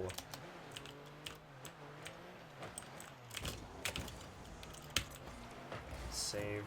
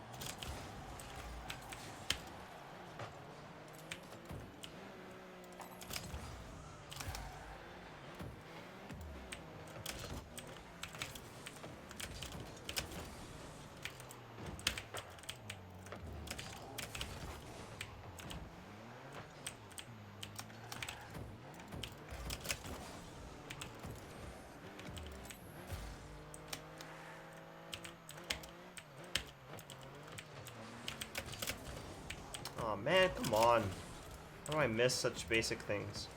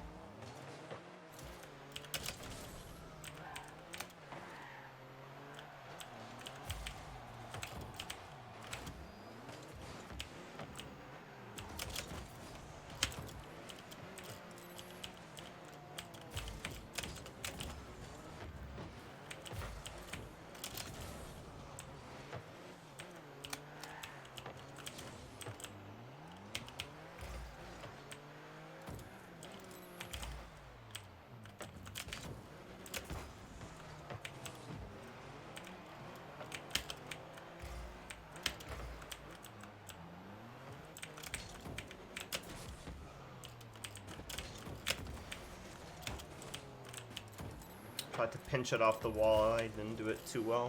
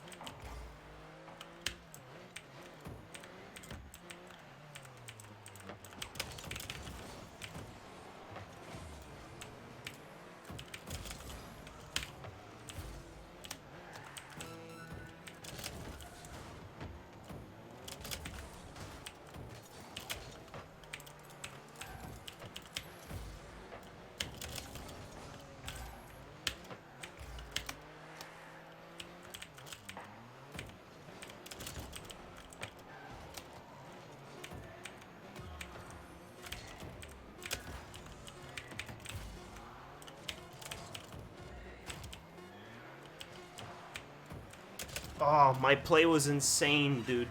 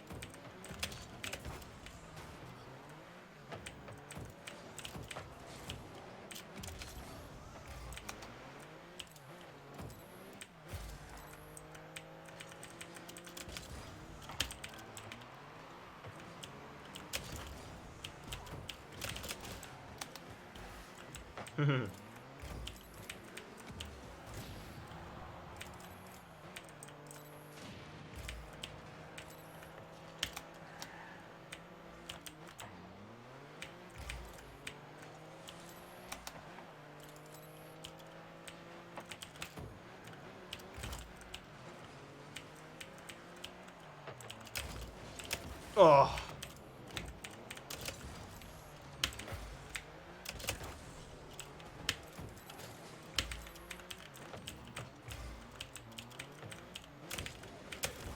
Oh, man.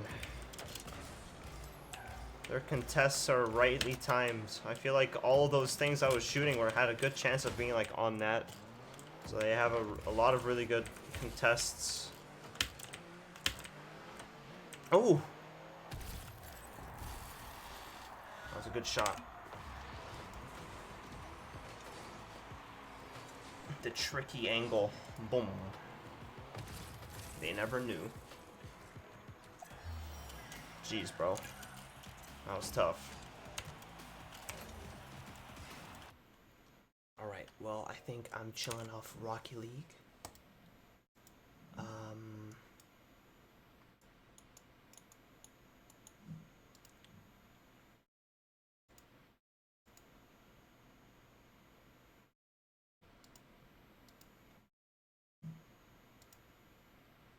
Let's see. Overwatch 2. Oh my god, man. New high fantasy theme.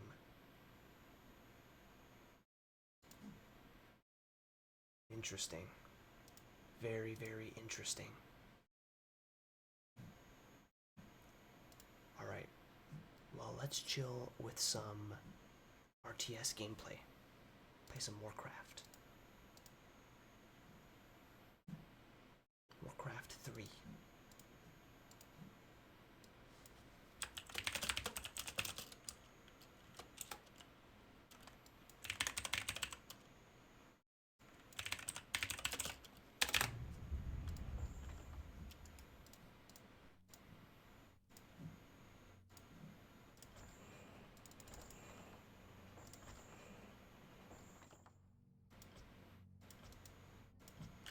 Run orc.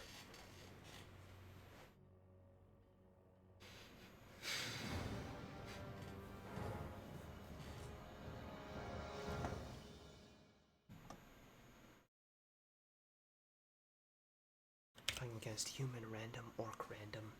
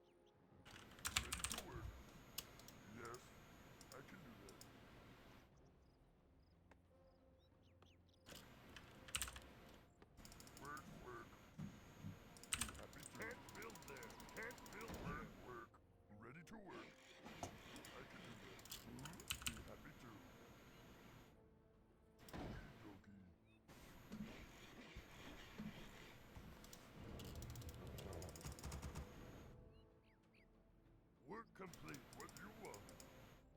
I can do that. Work complete. Something you're doing?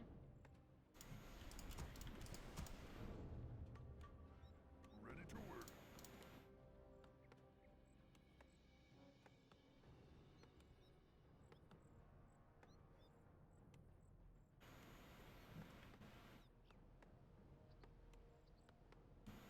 Ready to work. Okey-dokey. Something you're doing? Be happy to. Be happy to. Work. Okey-dokey. What do you want? Ready to work. Yes.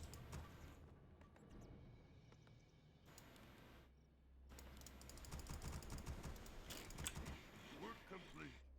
Yes. Work complete.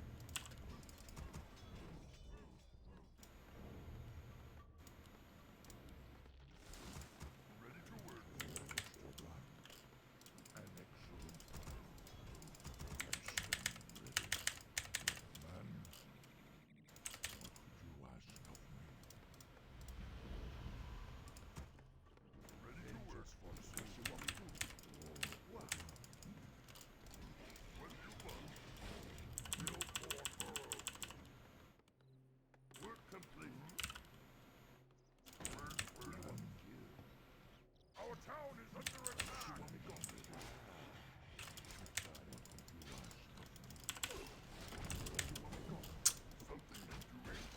Annoying little bitch.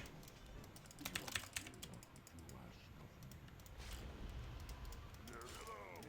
Something is doing. Man. What do you want? Yes. Something is doing. What do you want?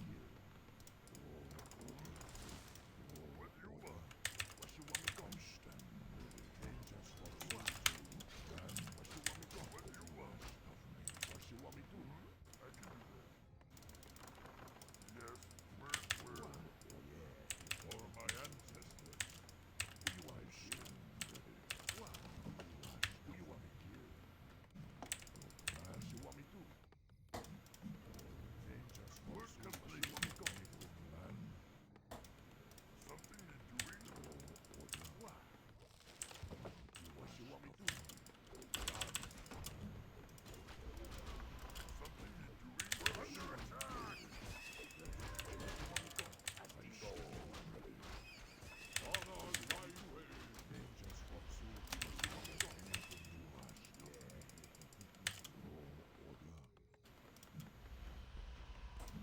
What do you want? Okey-dokey. What? Happy to. Who you want? I stand ready. I saw him again. Yes, I can do that. What you want me to do? Man. We're under attack! Something is doing. What? What do you want? What you want me to do? Work. What? Yes. Happy to. What you want me to do? Yes. What do you want? What you want me to do? You ask of me. Who you want? Something you're doing? What you want me to do? Research complete. Done. Work complete. For my ancestors. What do you want? Something you're doing? Done. What you want me to do? I stand ready. For my ancestors. Who you want me to kill? Man. Oh, rat. That orc player is a rat. What you want me to do? Hold the tide. What you want me to do? We're under attack. Yes. What you want me to do? Happy to. What you want me to do? Yes. What you want me to do? What? I stand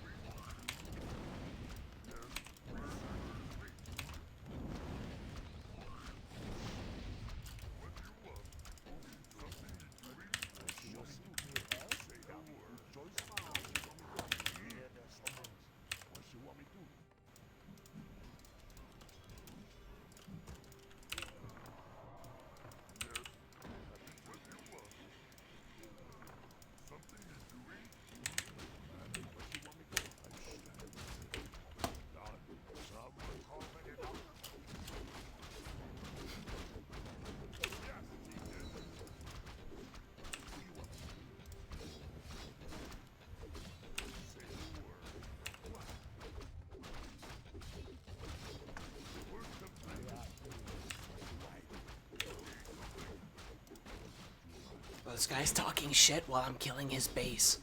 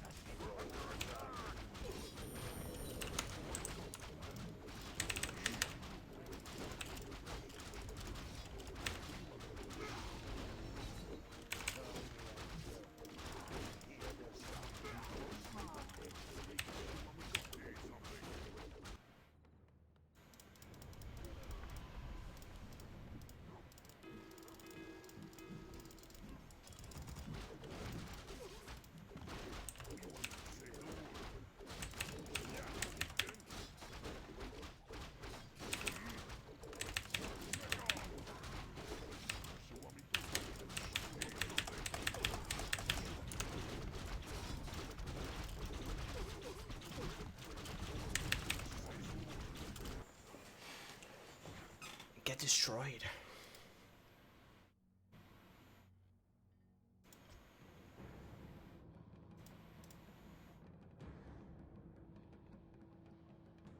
I mean, that pink was talking so much shit, but he was totally useless. Level 1 Blade Master. Level 1 Blade Master. What? How's that even possible?